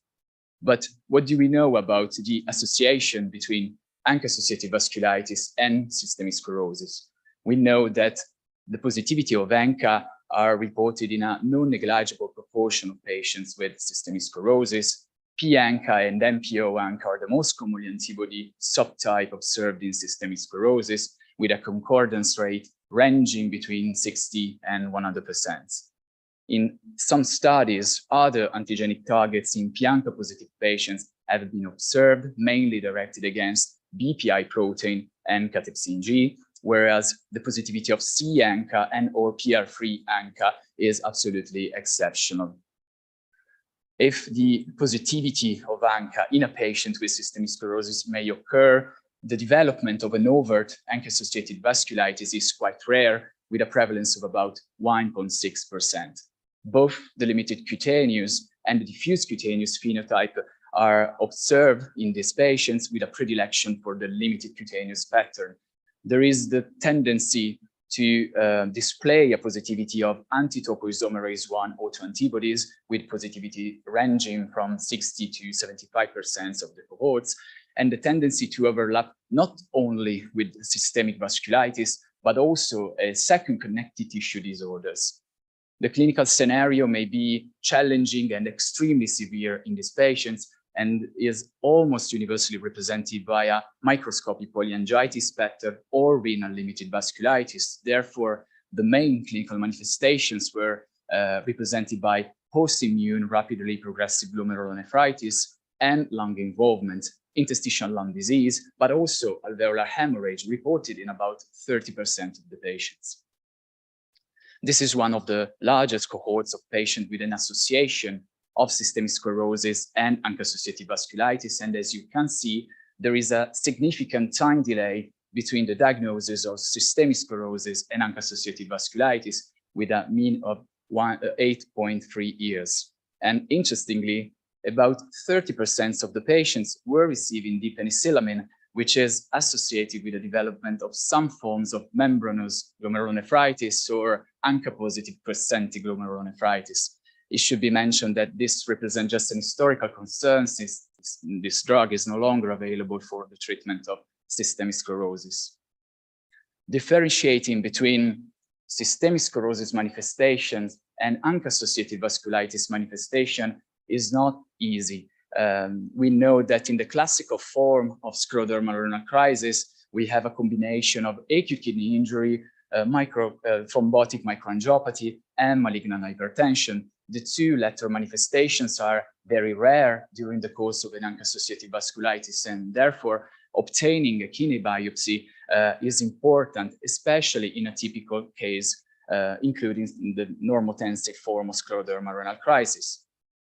We also know that interstitial lung disease may occur in both systemic sclerosis and ANCA-associated vasculitis. And in ANCA-associated vasculitis, as already mentioned before, interstitial lung disease may precede by years the development of an overt systemic vasculitis.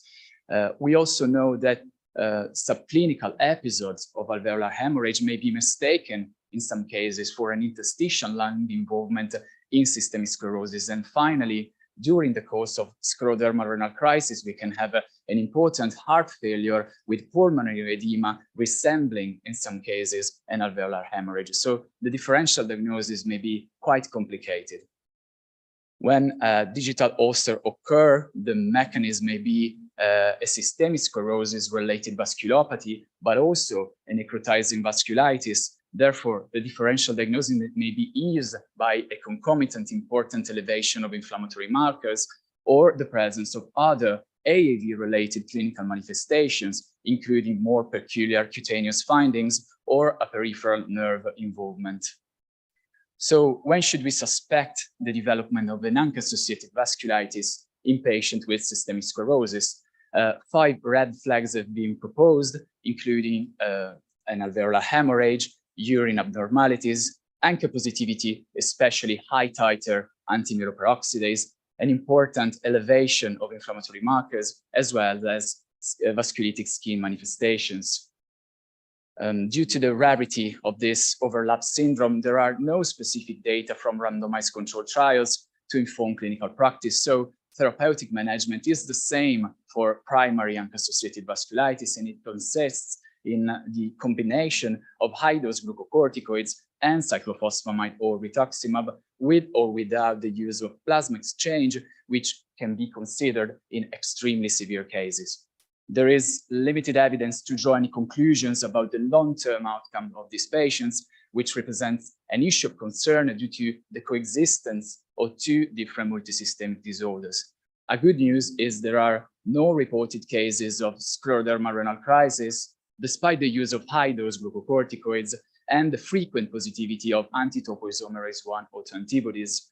The prevalence of the limited cutaneous phenotype of the disease, as well as the long-lasting course of systemic sclerosis, may explain the limited incidence of this very severe complication. This is my last slide, and I would like to thank you for your attention.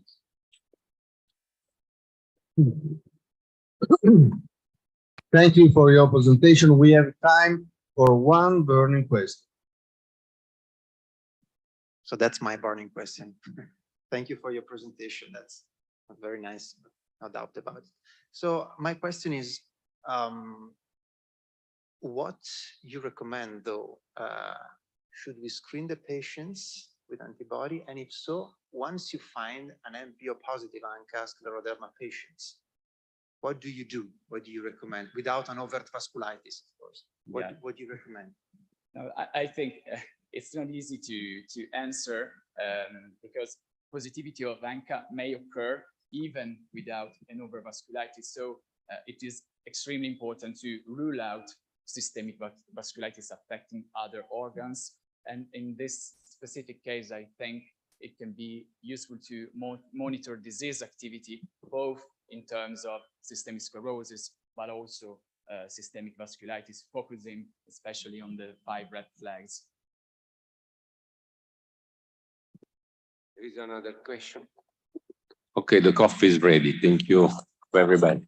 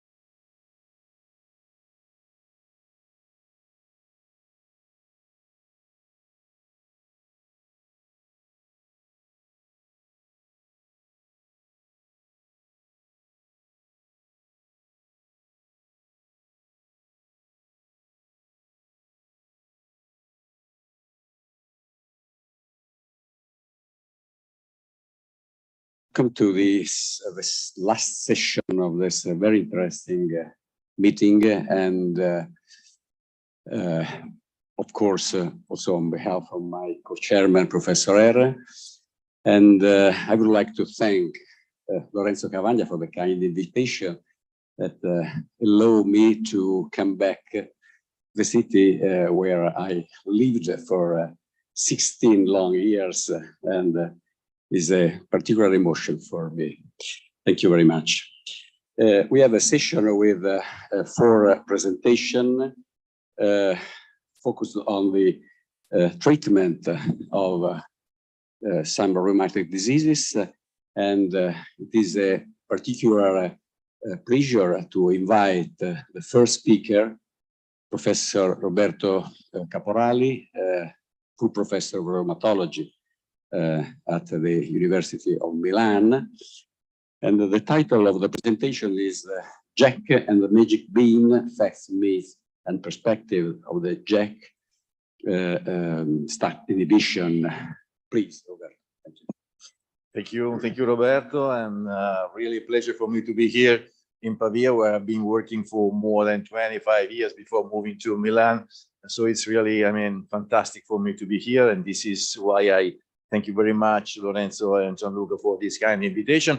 And also thank you very much for the title that you, this is really a strange choice, but I know that this is probably one of the hottest topics now for rheumatologists working with patients with arthritis. So it's a pleasure for me also to try to let you know my thoughts about the JAK inhibition in rheumatology, and not only rheumatology.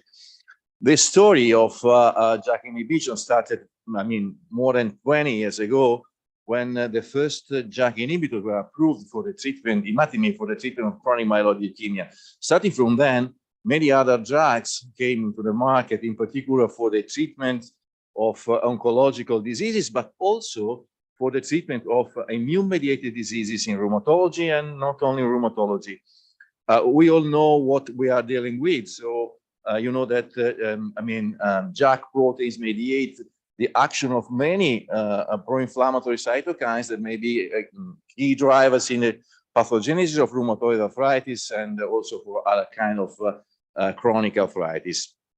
The story of JAK inhibitor development in rheumatoid arthritis and in immune-mediated disease started 10 years ago, more or less, when tofacitinib was approved by the FDA for the treatment of rheumatoid arthritis. Starting from then, many other drugs came into the market, and also many other indications came up, not only for rheumatoid arthritis, but also for other forms of arthritis, spondyloarthritis, psoriatic arthritis, juvenile chronic arthritis, but also for the treatment of other diseases, for example, dermatological diseases, psoriatic, atopic dermatitis, and also for gastroenterological diseases, namely for the treatment of inflammatory bowel disease. So really a fantastic story. And these are the 4 drugs that we have now for rheumatoid arthritis in Europe. And so starting from tofacitinib, that was the first one, well, the first one in the United States, the second one really in Europe. The first one in Europe was baricitinib. And you know that these drugs may be different as for their selectivity against different JAKs. So they may be more selective against JAK1, such as upadacitinib and filgotinib, or maybe JAK1 and JAK2, such as baricitinib, or pan-JAK, such as tofacitinib, for example. All these drugs underwent really a fantastic development through many randomized controlled trials. These are the strategy for the development of tofacitinib, for baricitinib, for upadacitinib, and for filgotinib. In all these drugs, they proved to be really effective in the treatment of rheumatoid arthritis. And moreover, all these drugs were tested against the benchmark for the treatment of rheumatoid arthritis, adalimumab, and they tested, at least non-inferior to adalimumab or superior to adalimumab. So really effective drug in the treatment of rheumatoid arthritis. But as I told you before, they are not only effective in rheumatoid arthritis, they are effective, for example, also in psoriatic arthritis and in axial spondyloarthritis. I'm not trying to go in deep in this different indication, but I would like to give you a flavor of what this drug are able to do in patients with different kind of arthritis. For example, these are data about UPA in patients with psoriatic arthritis. In this slide, you can see the effective of the drug on the skeletal components of psoriatic arthritis. And here we can see the efficacy on the skin component, so psoriasis namely. And these are data in patients with axial spondyloarthritis. Again, they tested absolutely significantly more active than placebo, with really a high rate of remission and of good response in patients with axial spondyloarthritis. Not only these diseases, but also in juvenile idiopathic arthritis, and this is an example of how they may be really useful and effective in patients with juvenile chronic arthritis, not only in rheumatology, I told you, but also in gastroenterology, in particular in patients with inflammatory bowel disease. These are data about upadacitinib in ulcerative colitis, but we have also data for other JAK inhibitors and also for Crohn's disease, so not only for ulcerative colitis. This is atopic dermatitis. Again, we have really a fantastic effectiveness in patients with atopic dermatitis. This is for the skin clearance and patient treated with JAK inhibitors. And this is about itch improvement. That is one of the most important symptoms in this patient with atopic dermatitis. But also they prove to be effective in alopecia areata, for example, another disease that is difficult to treat. And here we have a really fantastic result in this patient. And more, they tested also, as useful in the treatment of more severe cases of COVID-19 infection disease, in particular those patients with pulmonary involvement with the so-called cytokine storm, and the baricitinib was used also in the United States, and gained the approval by the FDA for the treatment of more severe cases. And not only in men, but also in dog. Here you can see oclacitinib, that is a JAK inhibitor that can be used for the treatment of dermatitis in dog. She's my dog. She feels very well, so no problem with dermatitis. So it seems that the magic bean is here. So we have a fantastic drug, effective drug, oral administration. All patients, young and older patients, maybe also different indications. So it seems that really the title was, right, indicating that here we have the magic bean.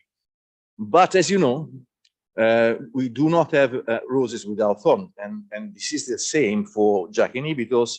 And at the end of last year, this study was published. This is very famous in rheumatology. This is the oral surveillance studies. This is a study that was asked by FDA after the approval of tofacitinib to test if the drug may have some, cardiovascular problem in patients with rheumatoid arthritis. This is a particular study. This is a randomized one, but the population in the study is only of patients with rheumatoid arthritis aged more than 50 and with at least one cardiovascular risk factor, maybe hypertension, diabetes, and history of cardiovascular disease, and so on. This study was a non-inferiority study. So the primary objective of the study was to test if tofacitinib was non-inferior to anti-TNF in the treatment of rheumatoid arthritis.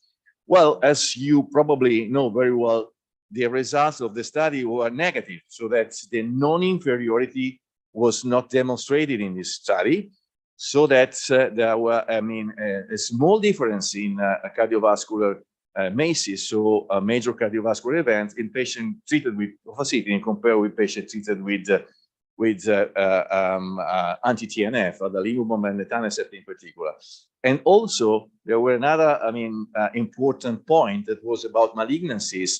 Again, also malignancies, in this case, there is, a small, even if significant difference between patients treated with tofacitinib compared with patients treated with anti-TNF.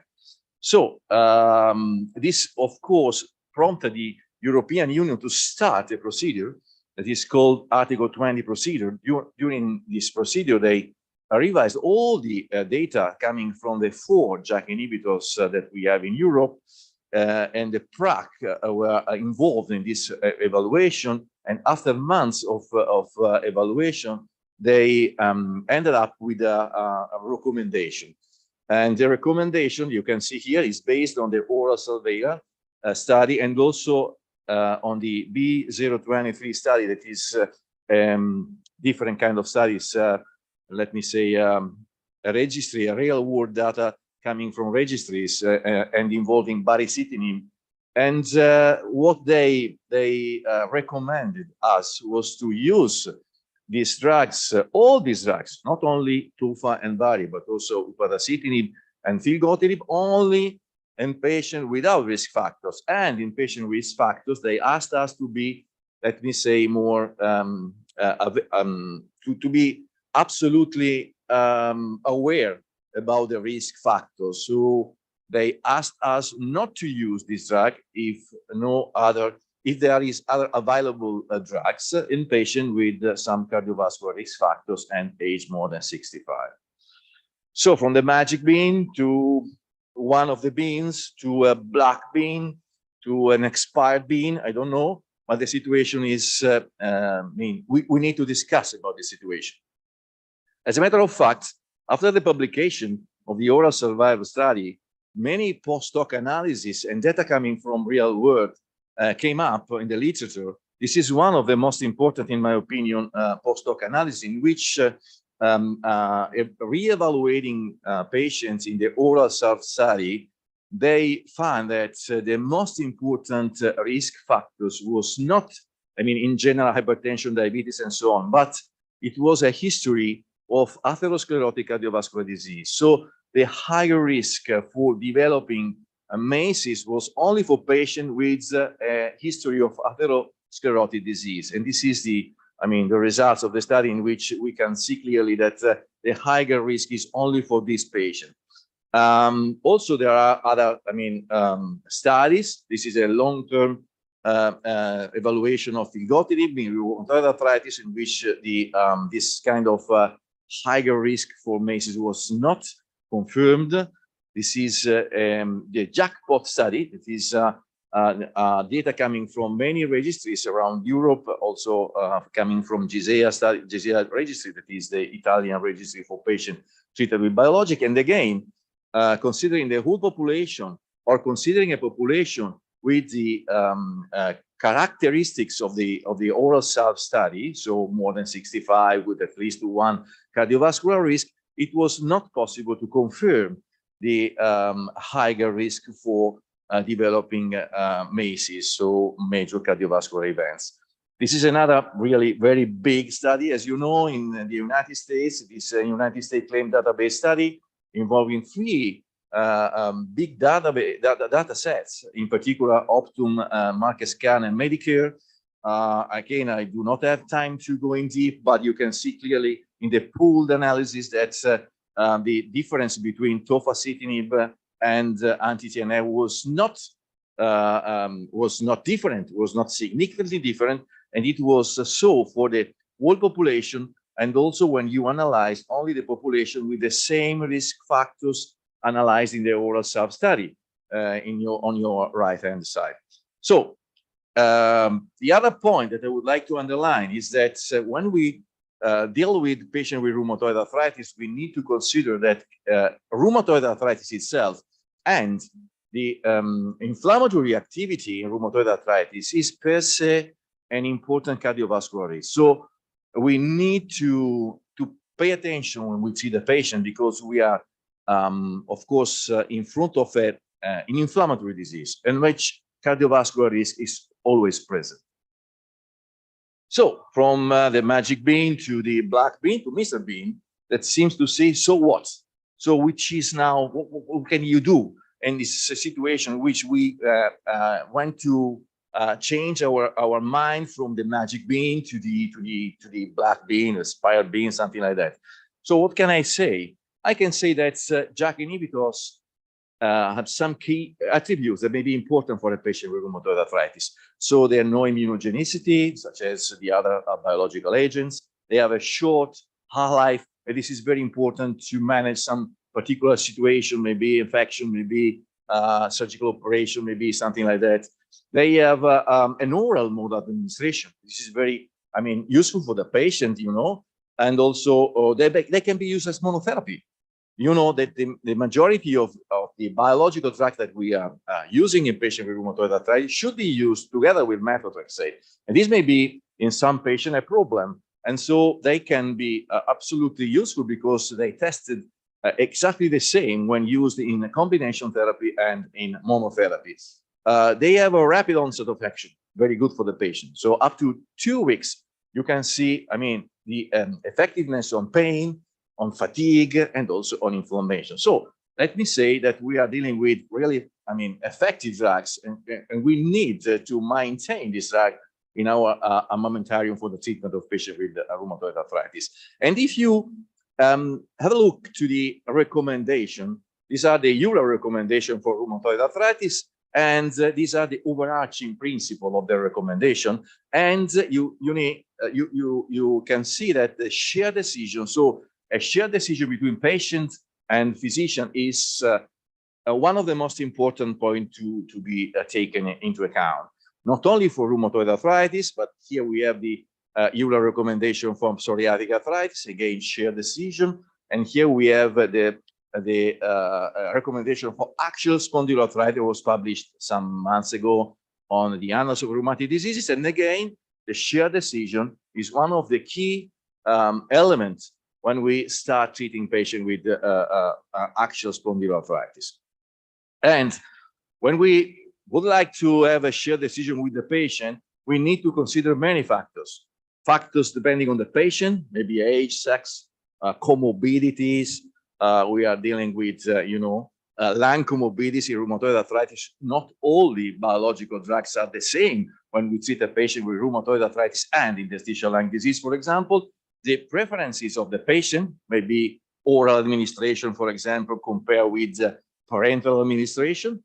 Also, factors involving the disease. So this is activity, duration of disease. And of course, I mean, all the drug factors such as efficacy, safety profile, mode of administration, monotherapy, as I said, So all these topics should be taken in mind and discussed with the patient to obtain the so-called shared decision and to increment the adherence of the patient to the treatment. Because, the shared decision is very important to have an optimal adherence of the patient to the treatment.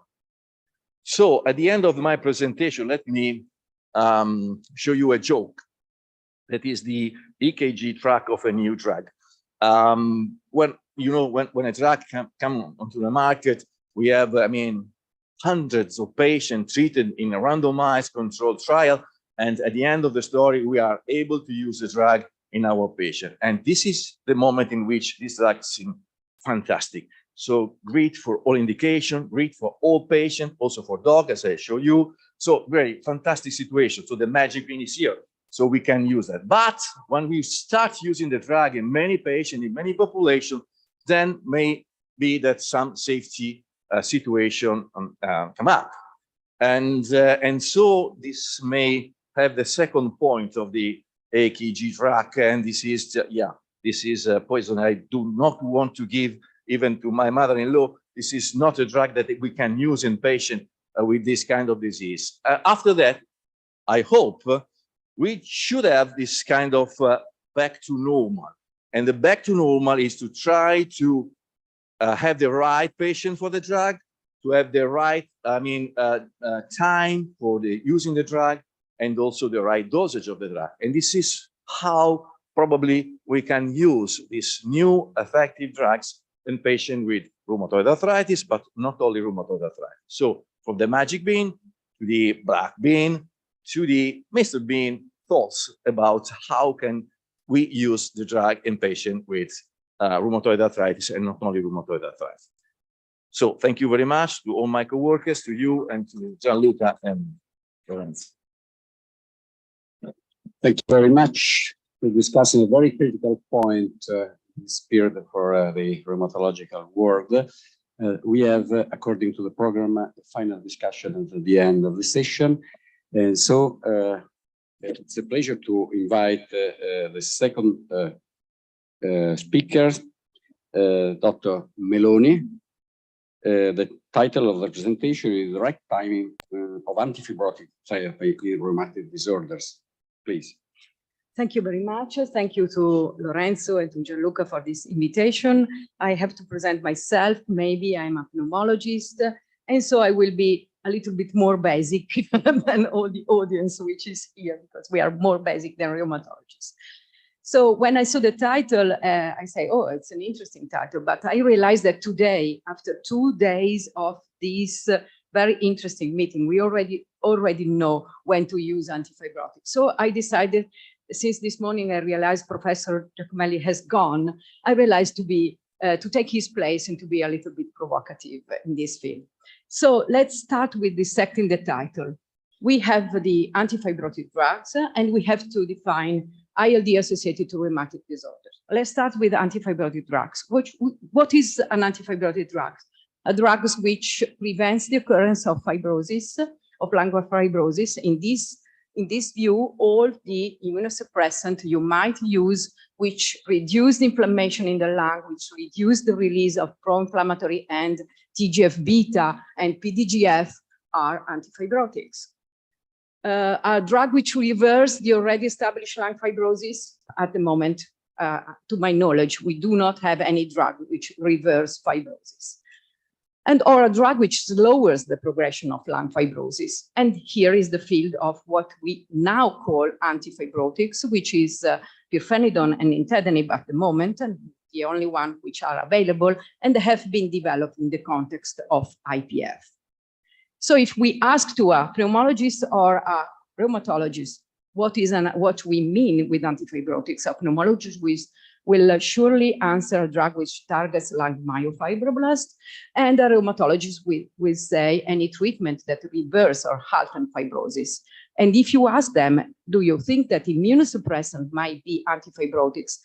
The rheumatologist will surely say yes, and the pneumologists in the most high percentage of cases will say no, because we had a failure of steroids and azathioprine in IPF.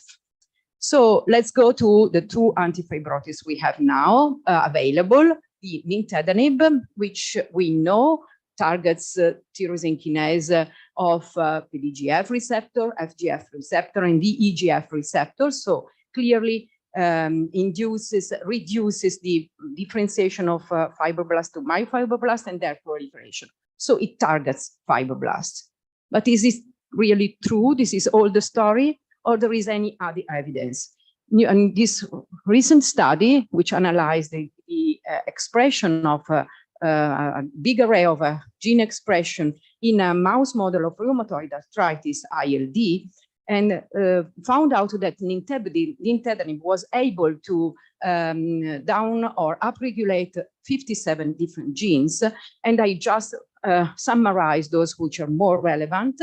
Genes associated with extracellular components, like, and in particular, those specific for myocardial architecture, RFX2 gene, which is upregulated and is a gene very relevant for the differentiation of basal epithelial cells to ciliary cells, so it's also acting at epithelial differentiation in the lung, and also very striking, very interestingly, is going to, in this context, is upregulating BMPR2. So we know that BMPR2 is relevant for pulmonary fibrosis, but we also know it's relevant, very relevant in the context of pulmonary arterial hypertension. But it's not all the story. There is another paper which was analyzing B-cell receptor signaling in patients with IPF. So another context, idiopathic fibrosis, there is an impairment of B-cell receptor signaling, a dysregulation of naive B cells. And strikingly, these patients who were treated with nintedanib has also a major change in B-cell receptor signaling. So nintedanib was restoring the dysregulation of the signaling. And the authors infer that targeting B-cell receptor signaling might contribute to the therapeutic effect of nintedanib. So nintedanib is not only targeting myofibroblasts, is also targeting something else, and maybe is also immune regulating our patient, IPF patients. What about pirfenidone? We know that its antifibrotic activity is due to its inhibition of release of profibrotic cytokines, but is also inducing an inhibition of inflammation because it's targeting an FKB and P38 MAP kinase. So, of course, for pirfenidone, the street is open for both a combination of immune suppression, immune regulation, and in anti-inflammatory activity and anti-fibrotic activity. And we have heard now about JAK inhibitors, but there are several evidence that JAK inhibitors do interfere with the expression of TGF-beta, do interfere with the expression of TGF-beta receptors, so they might be considered antifibrotic. And some JAK inhibitors, which have not been named now because they have not been developed in the context of autoimmune disorders, such as ruxolitinib, have demonstrated an antifibrotic activity in the context of graft versus host disease. In the same context, are now developing a strategy to inhibit Rho-associated protein kinase, which are important kinases which regulate various aspects of cell shape, motility, proliferation, and cell death. And these kinases have been found relevant also in the development of lung fibrosis, of liver fibrosis. And the one we are now looking for in the context of chronic lung allograft dysfunction, which is a fibrogenic problem, is belumosudil, which has already been tested in graft versus host disease. And it has been demonstrated that it is able to regulate pro-inflammatory cytokines, but also to halten the progression of fibrosis in different target organs in graft versus host disease. So I think that from this brief, and I could go on with other drugs, but I'm not going to bore you. From this brief introduction, we cannot define an antifibrotic drug as a drug that only targets myofibroblasts. Many drugs will have an effect on the development, on the progression of fibrosis, because they can target the inflammatory step, which usually pneumologists in the last 2 decades have discarded from the model of the pathogenesis of lung fibrosis. But inflammation is an early step, but it's always present. In the context of immune-related lung fibrosis, of course, is more important. And let's go to the second part of the title, rheumatic disorders. But what we mean with rheumatic disorders, we have the evidence. The evidence comes from this paper. We have seen many times this paper in these 2 days. We know that from the INVIL trial, we can lower the progression of fibrosis in those patients with progressive fibrosis associated with several conditions, including autoimmune interstitial lung disease, which were representing 26% of all the cases enrolled, or the 600 patients enrolled in this study. And patient was also treated with some immunosuppressants. They defined in the study very clearly what they mean with the progression. I would like to remind you that not all the definition of progression are the same. In many studies, we have different definition. So we cannot clearly compare all the studies that are available up now. And nintedanib and this INVIL trial has been sub-analyzed very times. This is the sub-analysis of the autoimmune patients, which were 125. This is another sub-analysis of Asian patients, and we have many sub-analyses also for SSC patients, systemic sclerosis patients, which were also the target of another very well-known trial, the Sensis trial, which confirmed the role of nintedanib, also in a population of patients which was not contemporarily submitted to immunosuppressants. So we could in this population of patients, think also to upfront treatment because we have the evidence that is active. And it has been confirmed the role of nintedanib as lowering agent for pro-fibrotic evolution in real-time studies. This is one of the real life studies that have been produced by an Italian group. So the evidence is present. We have evidence we can use nintedanib or patients with progressive disease. So it depends on us whether we will have an early detection of progression. It depends on us when we detect the ILD and when we detect the progression. So we must be recognize ILD very early in the time course, not arrive too late, and we must detect progression. But we could also think about using nintedanib as an upfront therapy in some patients. Is there a rationale for this behavior? When we could think about upfront therapy for this patient. If you ask to a pneumologist, the pneumologist will say, okay, well, it depends on the ILD pattern at the HRCT scan or maybe at the lung biopsy. And as we heard from Professor Tomasetti the first day, if you ask a rheumatologist, probably the answer will be more articulated with, it depends on the type of disorders, it depends on length of disease, it depends on risk factors. We have heard about risk factor to the previous response to maybe immunosuppressive therapy. So let's speak about ILD pattern. We know that nobody of us, no pneumologist, neither rheumatologist would treat with antifibrotics an OP pattern. We know that it's going to respond well to immunosuppressants. We are dealing with NSAP. If it is fibrosing, NSAP, we would be tempted to treat them. If it is a cellular inflammatory NSAP, we can wait until progression.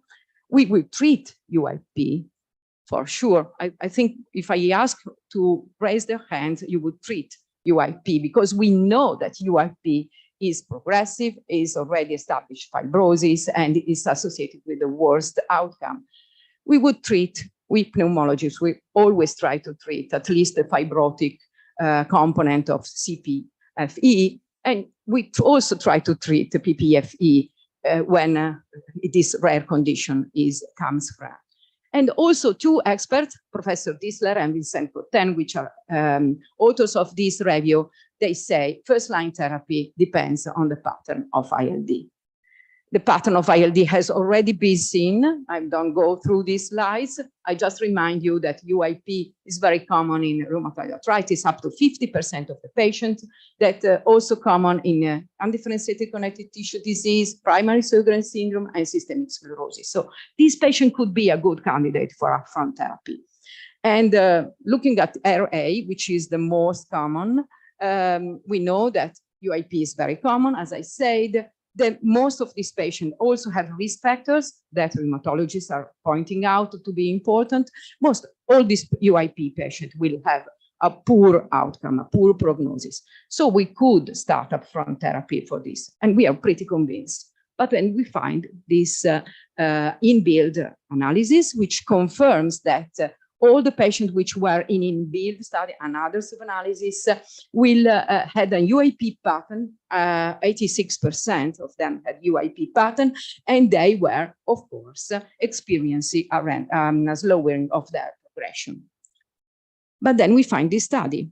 This study, as others, is a basket study in which all the immunosuppressive treatment has been analyzed in terms of progression of ILD in patients with rheumatoid arthritis. And this study clearly states that initial immunosuppression for treatment of RA-associated ILD is able to lower the progression or to stabilize the patient, regardless of underlying ILD pattern. So patients with UIP were performing the same as patients with non-UIP, with an SIP. So it's a little bit confusing, all this kind of retrospective analysis. And it confuses us as well. Why is not going on? Doesn't work.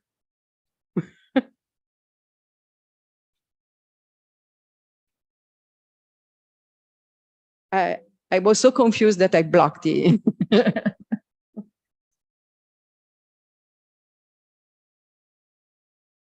Is there any other way I can use? Okay, it's working. So the real point is we should be able to discriminate this yellow area. So discriminate which of our patients do not still have high inflammation and they are going to fibrogenesis. But is it possible?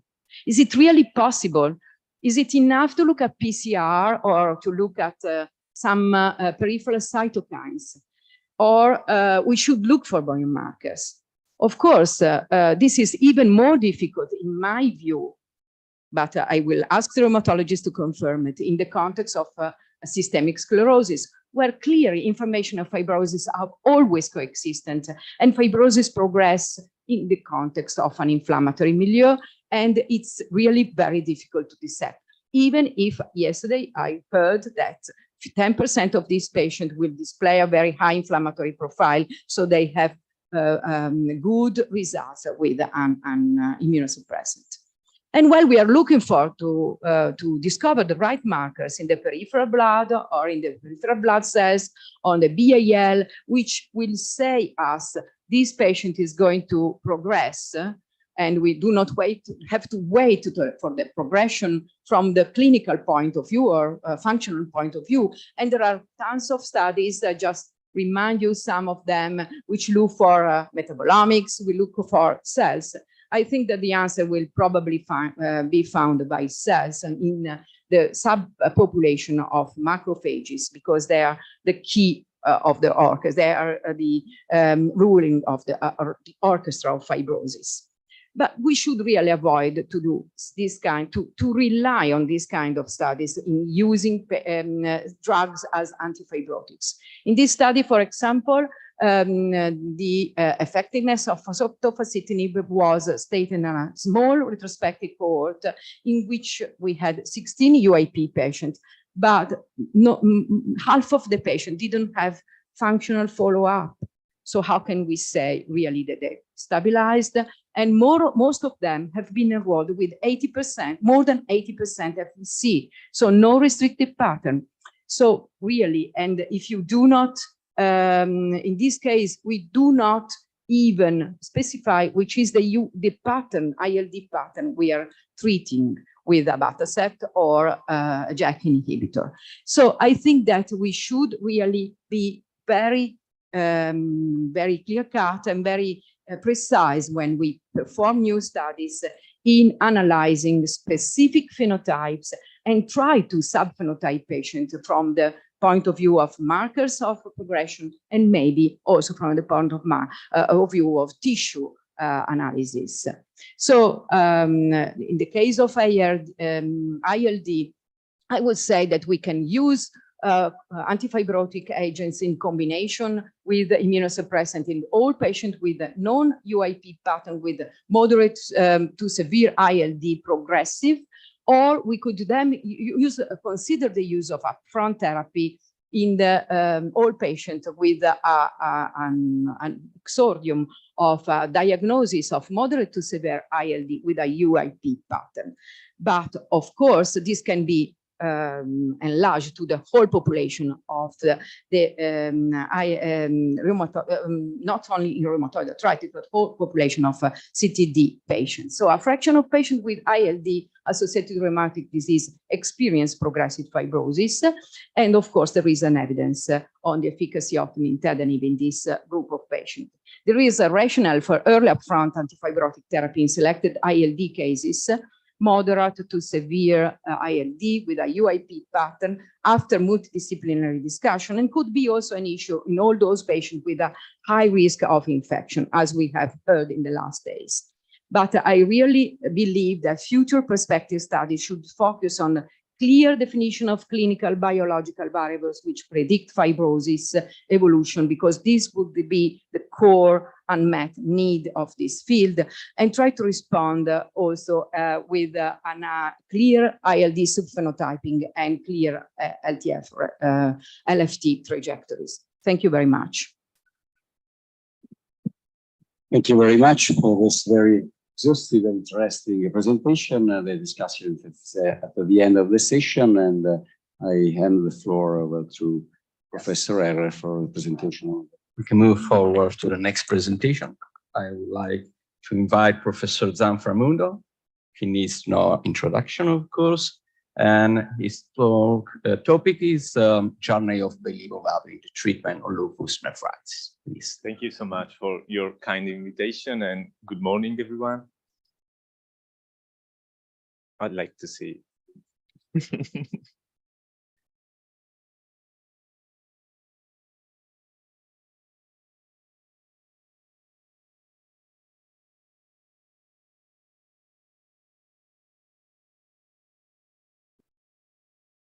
Well, but as Professor Herre just said, I'm going to talk about the treatment of lupus nephritis, and we also are going to focus on the journey of belimumab in the context of lupus, and we are going to see where this journey will lead us in the next few years.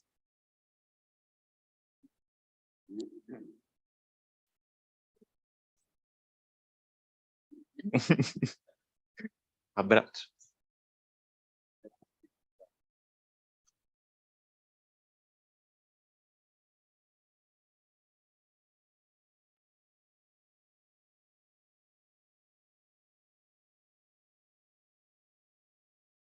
Thank you.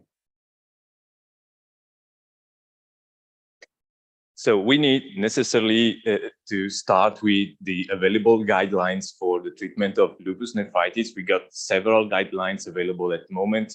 They are slightly different in terms of the population they talk about, and this leads to some differences also in the preferred treatment in different stages of diseases. But as you can see, for the first line of treatment for inflammatory classes of lupus nephritis, glucocorticoids and mycophenolate are the first choice, followed by IV cyclophosphamide. And we can see some more variability for the second line of treatment, as well as for pure class 5 nephrotic lupus nephritis or refractory lupus nephritis. We are rapidly going into more details of these differences, and these are some of them.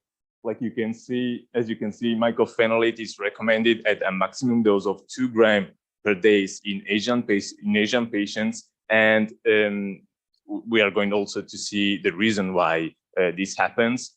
While high dose of IV cyclophosphamide can be considered still for Asian patients or for patients with high risk of chronic kidney diseases, and for the Caucasian patients, and mostly white patients, European Caucasian patients, we prefer the Eurolupus regimen, which is a low-dose IV cyclophosphamide regimen, while the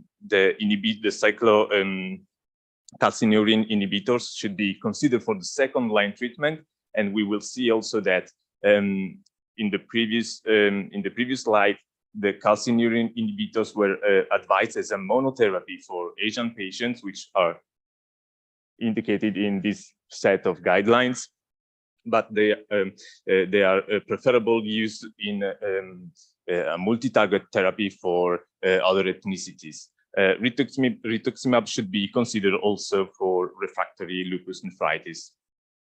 So we talked about slight differences in all these sets of guidelines, and one of these differences attains with the dosage of glucocorticoids in the induction therapy. As you can see, the oldest guidelines prefer a higher dose of glucocorticoids and 3 pulses of IV methylprednisolone at the onset of the disease, and the dose of these pulses is reducing over the years, and in the guidelines on Asian population, they are not recommended at all.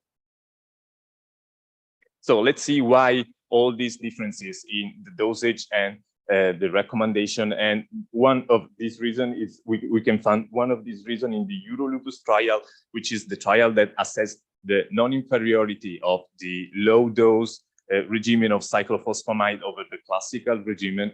And it was conducted mostly on Caucasian patients, and that's the reason why guideline recommend the use of this regimen mostly on that ethnicity. The efficacy of the low-dose regimen was also assessed in a long term with the maintenance with azathioprine, and there were found no significant differences between the two regimens.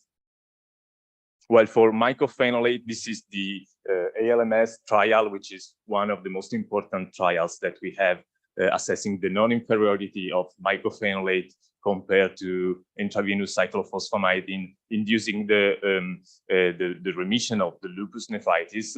And in this case, this study was mostly conducted also on Caucasian patients, and we had very few Asian patients in this trial, and that's the reason why, according to the authors of the Asian guidelines, we have no sufficient evidence to support the use of mycophenolate at a dose of 3 grams per day in Asian patients. So this is also an systematic literature review with a meta-analysis assessing, once again, the efficacy and the non-inferiority of mycophenolate compared to cyclophosphamide for lupus nephritis. And now we talk about tacrolimus, for which we have an opposite situation compared to what we just talked about. Studies about tacrolimus were mostly conducted in Asian cohorts of patients, and tacrolimus showed a faster onset of action and a greater efficacy on class 5 lupus nephritis compared to cyclophosphamide and similar to mycophenolate. But most importantly, in this cohort, the treatment with tacrolimus was effective also when the drug was used as a monotherapy. So this is the reason why, as a second choice in Asian cohorts, we can think about tacrolimus also in monotherapy and not necessarily as an add-on therapy. And this is also what I talked to you about a few minutes ago. The multi-target therapy, it's something that is being very studied in the last few years, and it consists in the association of 2 immunosuppressive drugs with different mechanisms of action. And we have most data basically on mycophenolate in association with tacrolimus that have shown non-inferiority compared to cyclophosphamide. So this is an overview of all the studies that we have about multi-target therapy, and you can see that the efficacy was very good. And we also need to focus on some newcomers that we have on the lupus nephritis team. We can find also reported here, it's voclosporin and belimumab that were recently approved for the treatment of lupus nephritis. Voclosporin is a calcineurin inhibitor with an enhanced activity compared to the classic calcineurin inhibitor, and it has been approved after the results of the Aurora 1 randomized clinical trial, in which you can see here the result. The voclosporin group showed a complete renal remission greater than the group treated with placebo plus mycophenolate. And another interesting data is that the efficacy of the add-on therapy of voclosporin on the standard of care, it become evident right like 30 days after the beginning of the treatment. And once again, we can see how fast this class of drug works on lupus nephritis. And the other drug was belimumab, of course, approved after the trial BLISS-LN. You can see here the outcomes that were taken into consideration for this clinical trial. And here, all the differences that were statistically significant in terms of primary outcome, that was the primary efficacy renal response, and a complete renal response that was a secondary endpoint. Also, here we can go into a little more detail, and in this subgroup analysis, we can see that both for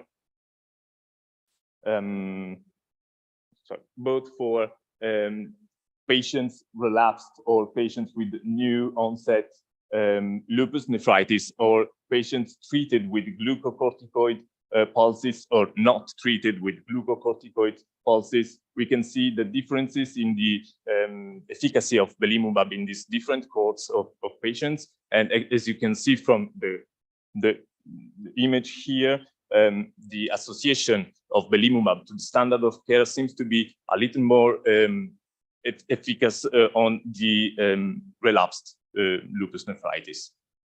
But we know so many more things about belimumab because it's a drug that has been approved for lupus, well, a long time ago, but in the same galaxy, actually. And these are the two clinical trials that led to the approval of belimumab in the treatment of lupus. It's BLISS 52 and BLISS 76, which are two studies that assess the SRI-4 response, which is a composite index of response of disease activity. And as you can see, we have significantly more patients achieving this endpoint in the arm with belimumab compared with placebo plus standard of care in both the clinical trial and in the pooled analysis. But as happens for many clinical trials, some post hoc analysis were run, some sub-analysis were run, and so we learn a lot from these clinical trials. And the first thing is in what domain belimumab works better, and these are the domains: mucocutaneous, musculoskeletal, and vascular domain are the ones for which the efficacy of belimumab was found to be greater than other domains. But maybe more importantly, we also were capable to identify those patients with lupus that could have more beneficial effects from belimumab, and were basically the patients with high disease activity with a SLEDAI more than 10, and with a high titer of anti-DS-DNA antibodies, low complement levels, and steroids at the moment of the beginning. So basically, a more active disease means that patients will likely have more beneficial effects from the therapy with belimumab.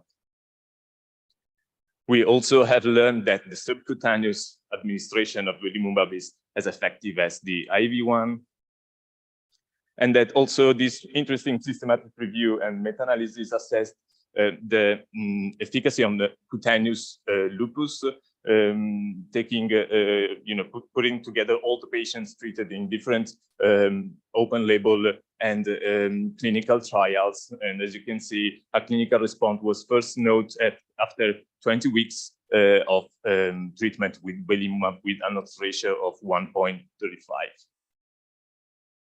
We also had learned that belimumab works on different cohort of patients, on different ethnicities. The study on your left was conducted in Asian patients, and the results were comparable with the registry, the original clinical trial, while the EMBRACE study that was conducted on Black patients did not reach the statistical significance, but a clear trend towards the beneficial of belimumab was observed.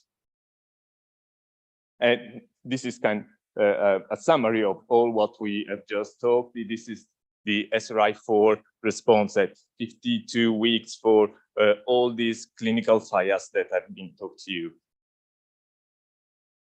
But the action of belimumab, it's not just reducing the disease activity, and another sub-analysis showed has belimumab also allowed to reduce cumulative and daily glucocorticoids dose given at all routes of administration and just orally.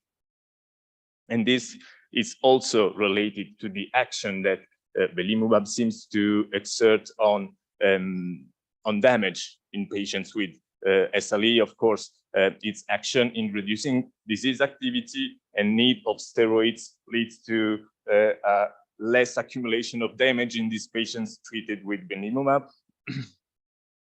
And what we observed in another study is that patients with a baseline damage, a baseline SDI of 0, seem to have to accumulate less damage over time compared to the patients that start belimumab when they already have some damage due to the treatment of lupus or the lupus itself.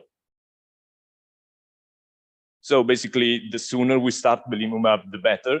And this is the reason why there is a trial recruiting patients for early lupus, which means patients with a diagnosis of lupus within 2 years.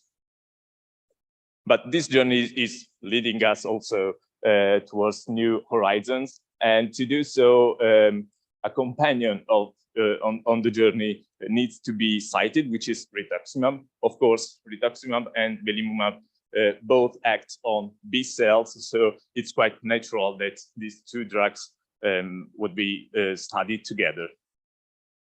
And just an overview of the LUNA study, that is the study that assessed the failure of rituximab in the treatment of lupus nephritis. This was a very controversial study, and these are some of the objections that were raised towards the study in the course of the year, because the clinical experience of many of us can tell that rituximab is not ineffective in lupus nephritis. But a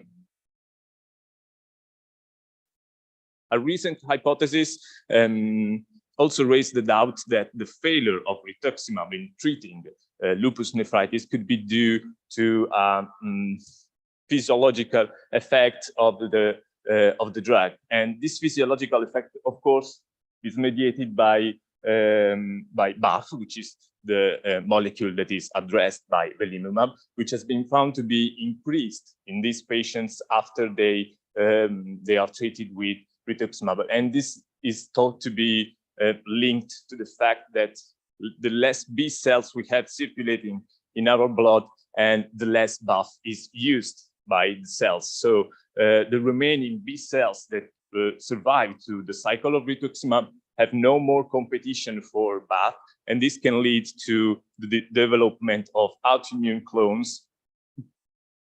As you can see in this cartoon here, the SLE relapse post-rituximab are generally conducted by autoreactive plasmablasts more than what happens in relapse that do not happen after rituximab treatment.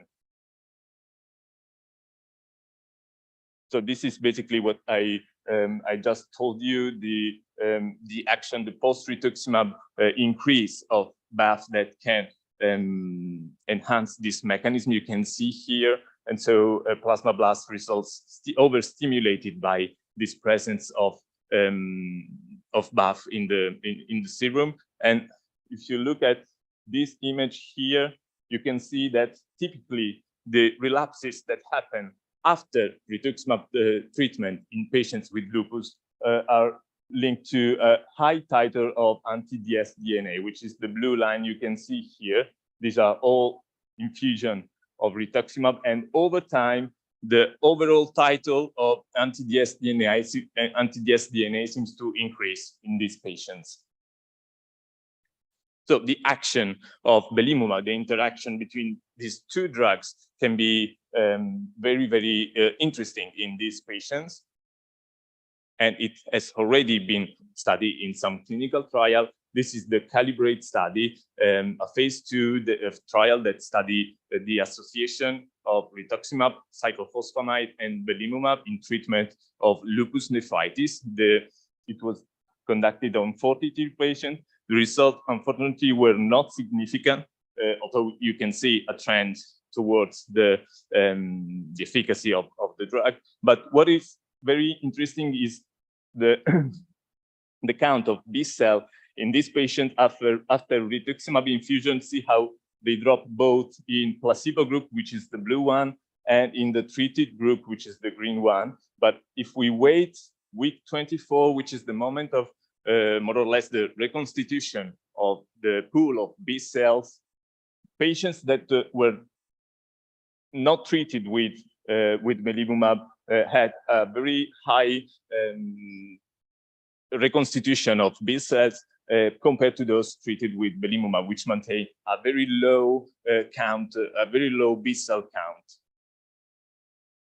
But that was true for all B cells, and it's even more true for autoreactive B cells, which are reported here. Look at how they drop after the treatment with in the arm treated with Benlysta, belimumab, compared to the arm that were treated with standard of care plus placebo. And here on the right, you can also see that the B cells that populate the serum of these patients are also different in the two arms of treatment. And in particular, in patients that were treated with belimumab, we got a higher number of memory B cells compared to the patients that were not treated with belimumab. And this is why this is because probably belimumab also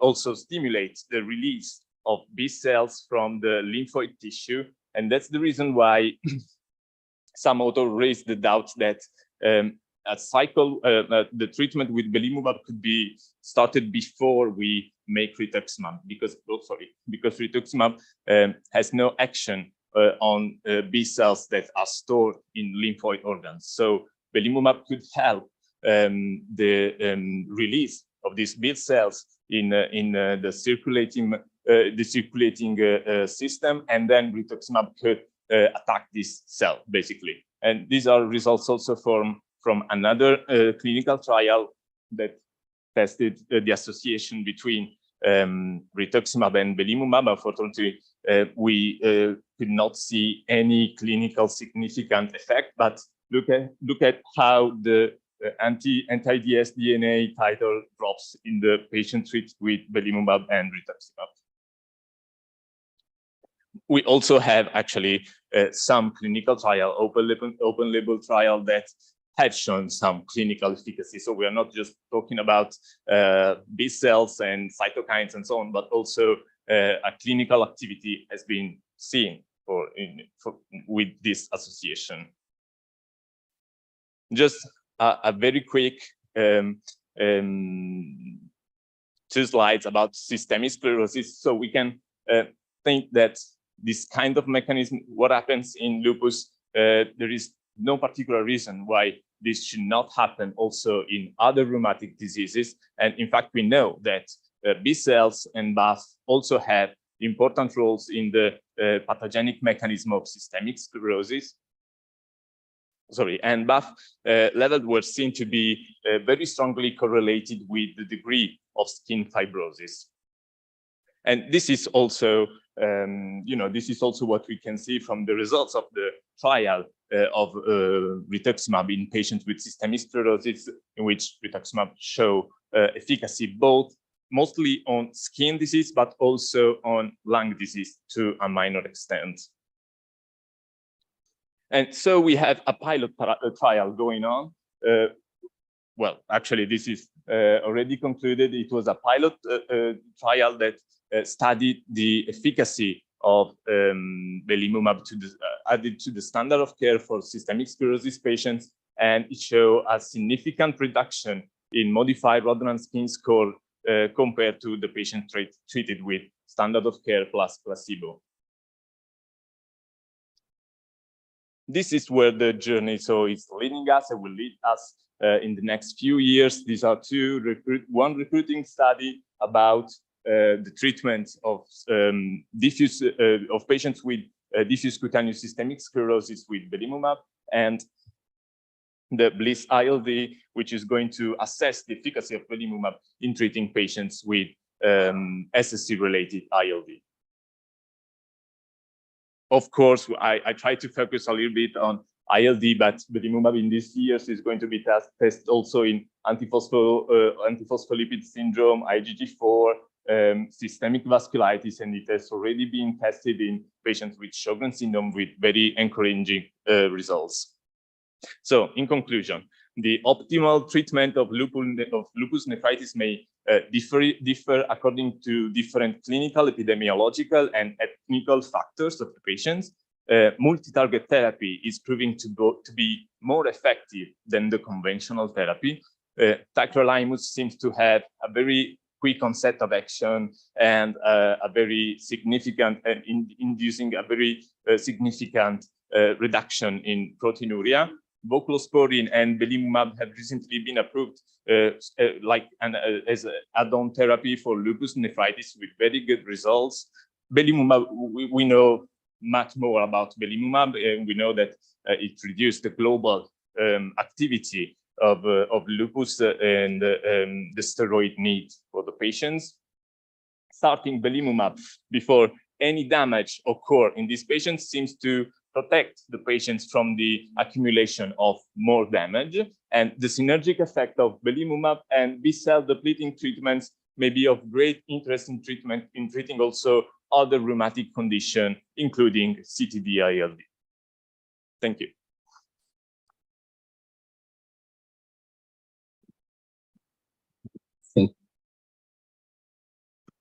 Thank you, Professor Zanfranco, for your thought-provoking overview of belimumab.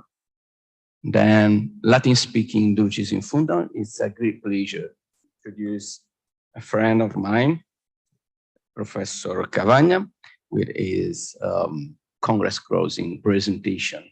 The title is Complement Inhibition and New Therapy for Dermatomyositis. Thanks a lot, Professor Gerlit, and thanks a lot, Gianluca. Thanks a lot to all of you, to all speakers, to participants. I'm very proud for this Congress. I'm very proud of you. This presentation is addressed to evaluate the role of complement inhibition in the treatment of dermatomyositis, and not only to classical dermatomyositis, considering it as a muscle and skin disease. Why we think that complement inhibition could be useful in patients with idiopathic inflammatory myopathies with a special focus on dermatomyositis? Because we know that pathogenesis is very complicated.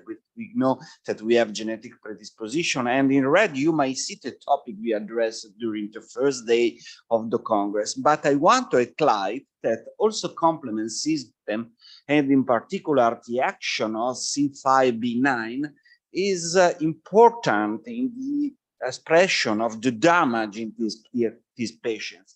Now, we should start from the complement, from the identity of the complement. You know that the complement is involved in innate immunity. You know that we have three pathways of activation of the complement: the classic pathway, the lectin-manus binding pathway, and the alternative pathway. You know that the components of the complement are small proteins that are synthesized by the liver, and they circulate as an active precursor. They can be activated by different antigens, and we found again pathogens such as bacteria, but in particular viruses, that may be strongly involved in the pathogenesis of different forms of myositis, considering not only muscle and skin, but as I told you, the first day also for interstitial lung disease. The action of the complement, stimulation of phagocytosis process, inflammation, and in particular, this is our focus, activation of the cell-killing membrane attack complex.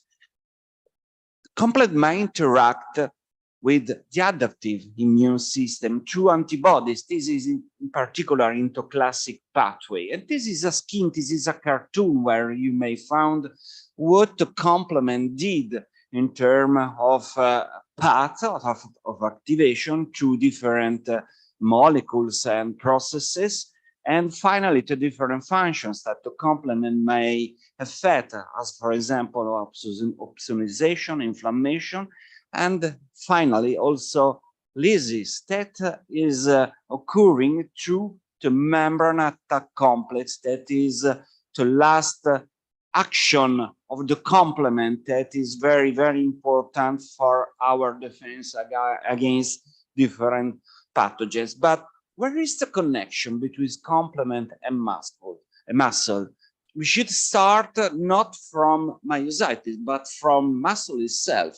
This is an old study published a lot of years ago, where it is clearly showed that complement activation may promote muscle inflammation, not in patients with myositis, but in patients that have maybe an overload of the charge of muscle, of the activity. So complement is involved in the damage of muscle and of inflammation. Furthermore, we know also that there is evidence that the deficiency of C1, that is one of the first components of the complement, may induce myositis-like symptoms through the deposition of the MAC complex in muscle.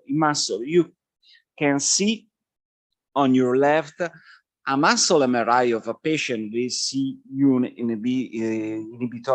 inhibitor deficiency with muscle edema. And you may find on the opposite side the expression of the MAC system in sarcolemma and in capillaries. So we have a strong evidence that this is a process that is involved in pathogenesis of myositis. This is another study, interesting, published some years ago, that show how there is, in particular, a role in the deposition of complement and the action of the complement, in particular on human endothelial cells, as you may see on the opposite side on your right, not left. Sorry, it was difficult to distinguish between left and right according to presenter, and we have also people that is in streaming, and I don't know if they're looking at the monitor on the left or on the right. But we have clear evidence that MAC is involved, in particular in capillary. This is an interesting study that show how the position of the C5b9 that is to MAC complex substantially is more evident in capillary with respect to sarcolemma, and it is also dependent, first of all, by the type of autoantibodies, as for example, NXP2 and TIF1 gamma are particularly important from specifications, the action of the complement. It's quite strange, in my opinion, to find that MDI5 have a lower expression of the MAC complex, but we will try to obtain an explanation with further studies. It's also interesting that if you consider muscle involvement not only according to autoantibodies, but according to histologic features of the muscle biopsy, you may find that complement MAC is particularly evident in patients with diffuse endomysial macrophage infiltrates, and in particular in patients with perifascicular atrophy. Remember, perifascicular atrophy is particularly relevant in antisynthetase syndrome. This might be one way to target in the better way possible to therapy. It's also interesting to observe that some autoantibodies negative myositis, that is not so rare, because we know that we may have autoantibodies, but a lot of patients are negative for these autoantibodies, maybe for different reasons, maybe that we don't know that antibody that is positive, but into real life, these patients could be considered as a seronegative, and we have a big expression of C5b9 in these patients. And again, if we want to compare dermatomyositis lesion, skin lesion with respect to lupus erythematosus systemico and with respect to cutaneous lupus, we found that the expression and the deposition of this C5b9 in vessels is much greater in dermatomyositis than in lupus cutaneous. This is a review, an interesting review that has been published some years ago by Angelo Ceribelli, who was lucky because you we had a speech from Angela, that is one of the most important experts in the field of myositis and of autoantibodies in myositis. In this review, it clearly states that C5b9 benign complement membrane attack complex is very, very important in the pathogenesis of myositis. But now we should evaluate what is your question, because we have proof that complement is involved in the pathogenesis of skin lesions and in the pathogenesis of muscle disease. But what about lungs? Are we sure that lungs could be targeted also by complement, and maybe that complement inhibition could be useful also in patients with interstitial lung disease? Maybe. My trip starts from far, very, very far, because this is a path that is addressed to show how there is a correlation between the topic I addressed during the first day with the topic of today, because there is evidence that the complement may activate and might be activated by interference, through the alternative pathway of the complement in particular. So you may see in this cartoon that there is particular evidence for C5a, but C5a is a precursor, is one step beyond to MAC attack complex. So we have evidence that interference, that, as I told you the first day, it's important in the occurrence of myositis, is strongly linked to complement in a loop. And this is a first proof that both systems might be involved into pathogenesis. Furthermore, we have other conditions that strongly link complement and interferon. In particular, we have the so-called capillary leak syndrome, and in particular, the systemic capillary leak syndrome, that is a very terrible condition that is characterized by, it's quite like a PV or diffused. If we want to cite the presentation of yesterday of Veronica Codullo, that is frequently deathful.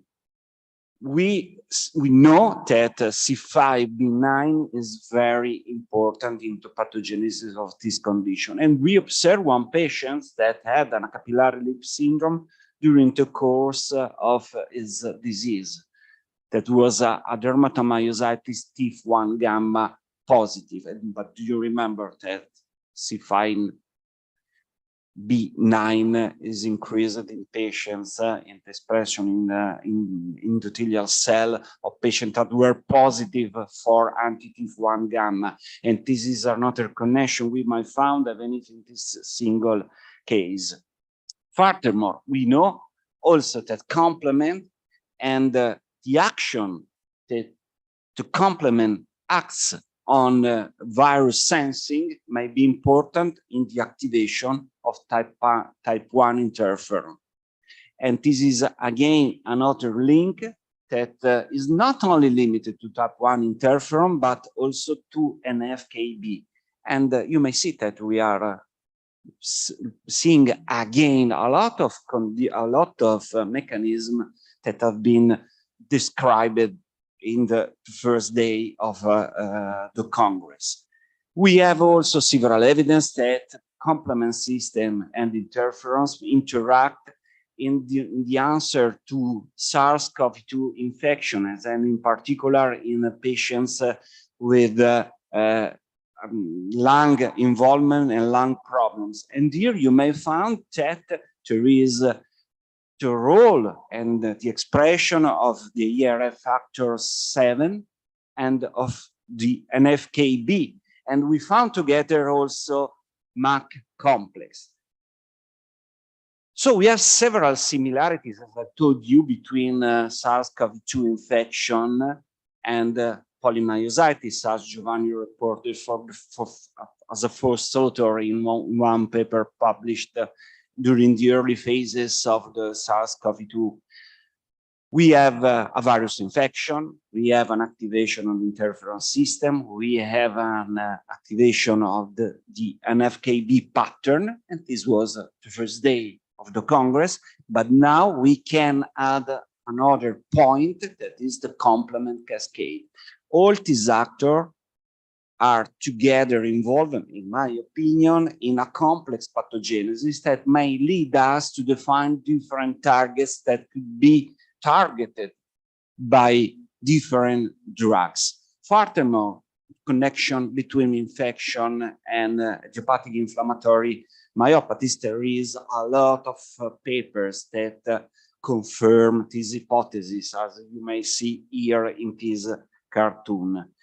And now we have, at least from the theoretical point of view, established a link between the complement, interferon, and FKB, the pathogenesis of myositis, the pathogenesis of skin involvement, and also the pathogenesis of interstitial lung disease. But we know from other point of view that complement is important in the establishment of lung damage, in particular in patients with acute lung injury, and also in patients with idiopathic pulmonary fibrosis. So you may see how the picture is quite complete right now. And we know, for example, that in intensive care unit, the products of the complement cascade may be useful in the assessment on the evaluation of the acute respiratory distress syndrome. They can be used as a marker. So we have another connection. And please see this cartoon. We have different actors that we well know. We have infections, as for example, virus. We have DAMPs, and you note that DAMPs were, as for example, double-stranded RNA that have been involved in the action of MDI5. We have also pumps. MDI5 is a pumps. And we have also the interaction between antigen and autoantibody. And then we have, with respect to the first day of the Congress, where we talked only about antigen and antibodies, interferon and FKB, we have the action of the complement. And this is also important from the laboratory point of view, from the experimental point of view, that we know that complement, and in particular C1q, may activate lung fibroblasts and exacerbate silica-induced pulmonary fibrosis in mice. But remember that the complement is a cascade. If we are talking about C1q, we cannot talk about MAC complex, and we cannot talk about C5b9. So because all this process is linear, and this is very, very important. Again, please observe also another actor that has been previously reported by Federica. TGF-B1 may support, together with complement, the epithelial injury in pulmonary fibrosis.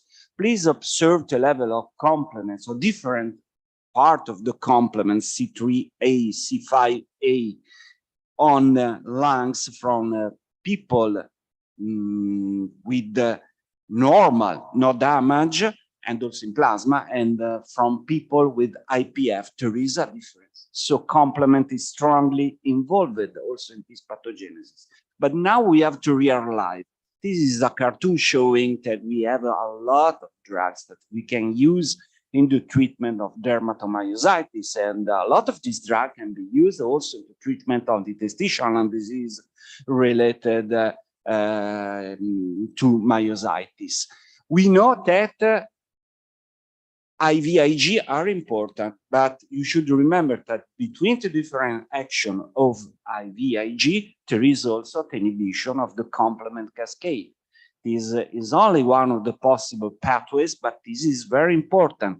You know that we are used to use IVIG in some cases of interstitial lung disease, and that can be useful, in particular in patients with anti-MDI5 syndrome, but we know that the action, the control of complement is important.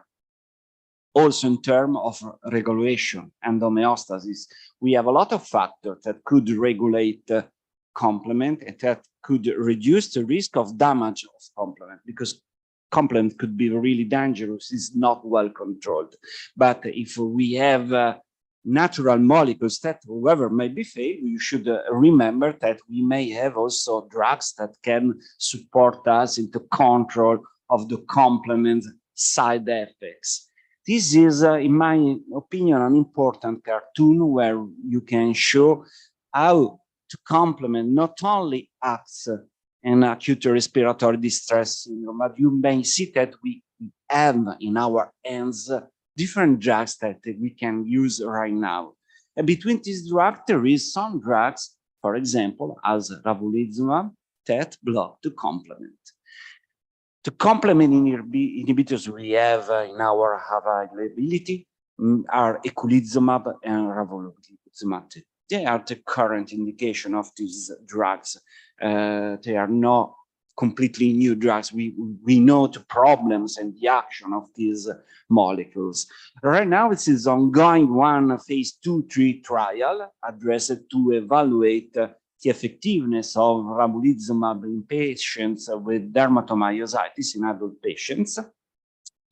The first phase ended. We are waiting for the result of the interim analysis, and the other phase will start in next month. It's interesting, in my opinion, that between the exclusion criteria, we have not interstitial lung disease. So I really hope that we will have also in some post-hoc analysis data about the effectiveness and the possible effect of this drug also on interstitial lung disease and not only on muscle and skin involvement. I'm particularly proud because Italy was the top enroller in this trial.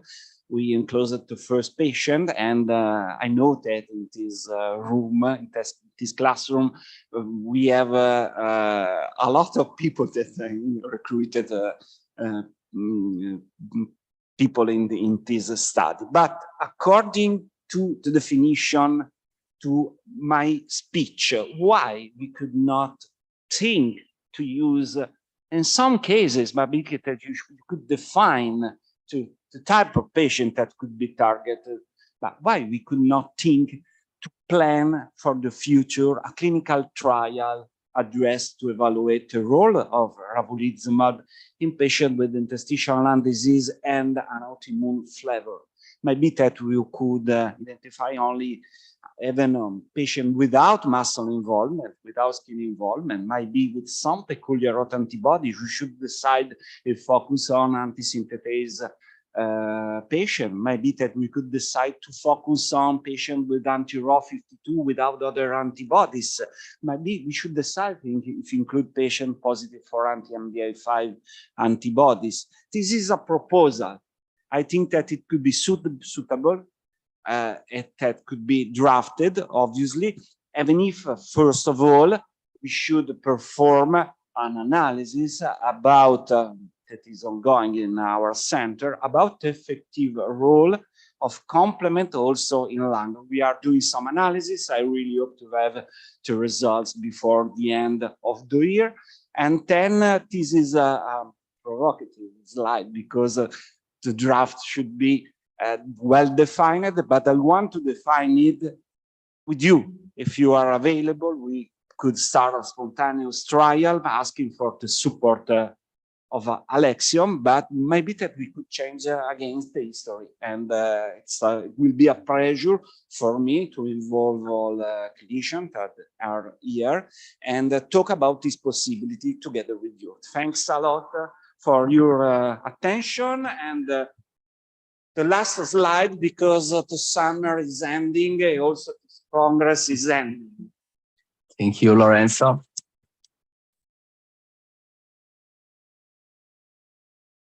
For your brilliant lecture, we can open the Q&A. It's better, yes, you have the speakers near the microphone. Okay, questions? The discussion is on the full presentation. I have one question for Professor Capolari. A real practice clinical scenario. You have a female, 65-year patient with very aggressive disease, a rare disease, with a lot of factors for cardiovascular disease, no response to any drug except TOFA. The patient had myocardial infarction with no complication, and she asked to restart TOFA. How would you deal with such a type of patient? Yeah, this is one of the problems that we have now. And let me say, to make a comparison, that it was the same for patients treated with anti-TNF, with a cancer, and then asking us to restart anti-TNF as early as possible due to maybe ankylosing spondylitis. That was really dramatic for the patient. So what my direct answer is yes, I will try after discussing with the patient about the pros and cons. If this is the last chance for the patient to be treated, I think that I will start the treatment, maybe asking a cardiologist, because, you know, the risk, myocardial infarction is not really always the same risk factor. It depends on the treatment. It depends on the kind of myocardial infarction. It depends on the residual activity of the heart. So I think that if the myocardial infarction has been treated correctly, and we are doing the correct secondary prevention for myocardial infarction, I will start to offer for the patient. Absolutely, yeah. I have a question for Dr. Meloni. I have a dear friend, Rino Poletti, who is a strong supporter of the biopsy, cryobiopsy. What do you think about the role of this? I mean, the dissecting inflammatory situation from a fibrotic picture? I perfectly agree with Nerino and also with Sara Tomasetti, who spoke the first day, because in particular in the setting of CTD-ILD, we have underused biopsies, and we are also underusing even bronchoalveolar lavage. And we do not have exact phenotyping of this patient. And Sara clearly showed us that patients who CT scan were resembling an SIP. Indeed, they had a UIP pattern at the biopsy. So we are really treating something we do not need, what we are going to treat. So I believe that in future studies, we should include more tissue examination, at least to give us the chance to find biomarkers that maybe you can use in the peripheral blood, but to phenotype this patient better. Thank you. Other questions? I have a question for Dr. Zanframundi. You mentioned the sequential treatment with belimumab or rituximab belimumab is not so clear. You mentioned several diseases in which we have a trial, and you forgot Sjogren's syndrome. There are several trials ongoing in Europe. But what do you think is better, rituximab plus belimumab or belimumab plus rituximab?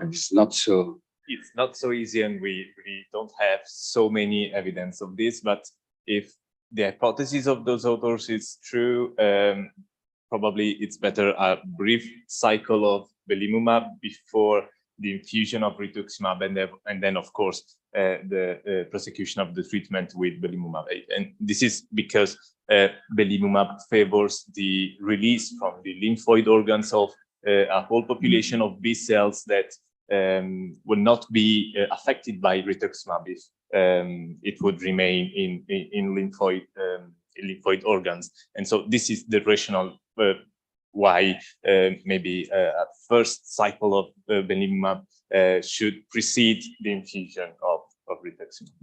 This is a story that reminds us the story of plasma exchange in lupus, quite similar. A question for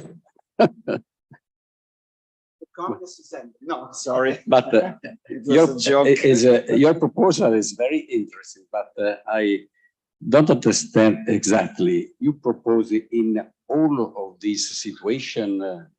No, because I think that we should you target. include MDA's 5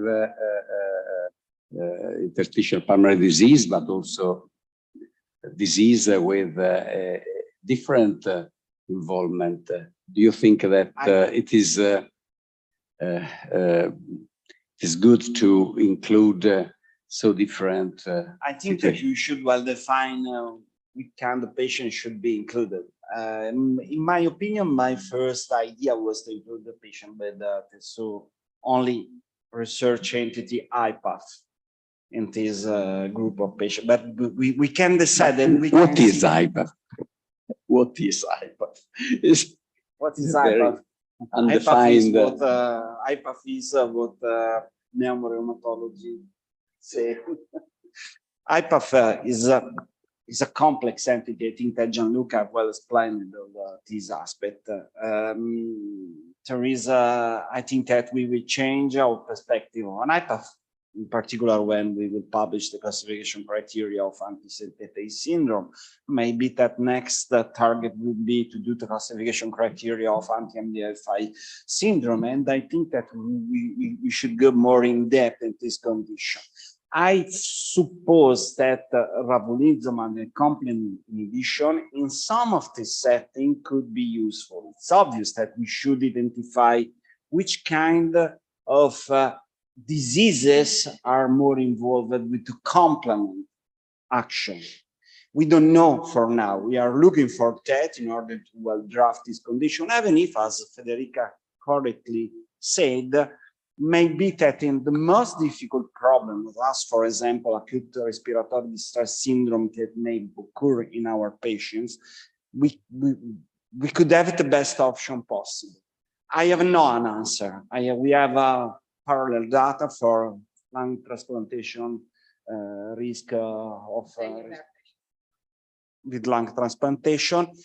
We should well define all these aspects. But as I told you, I really hope to have more information before the end of the year. And then, according also to your suggestion of Professor Fonseca, of Professor Iannone, Professor Caporali, and all people that has been involved in this Congress, and not only, maybe that we could really draft a perfect trial.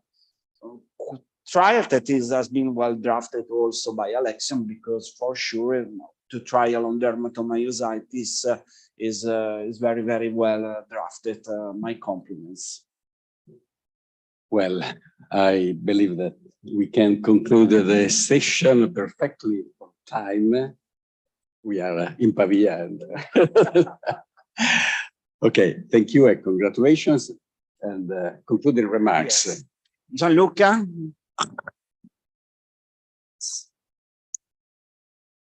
Just a brief concluding remark.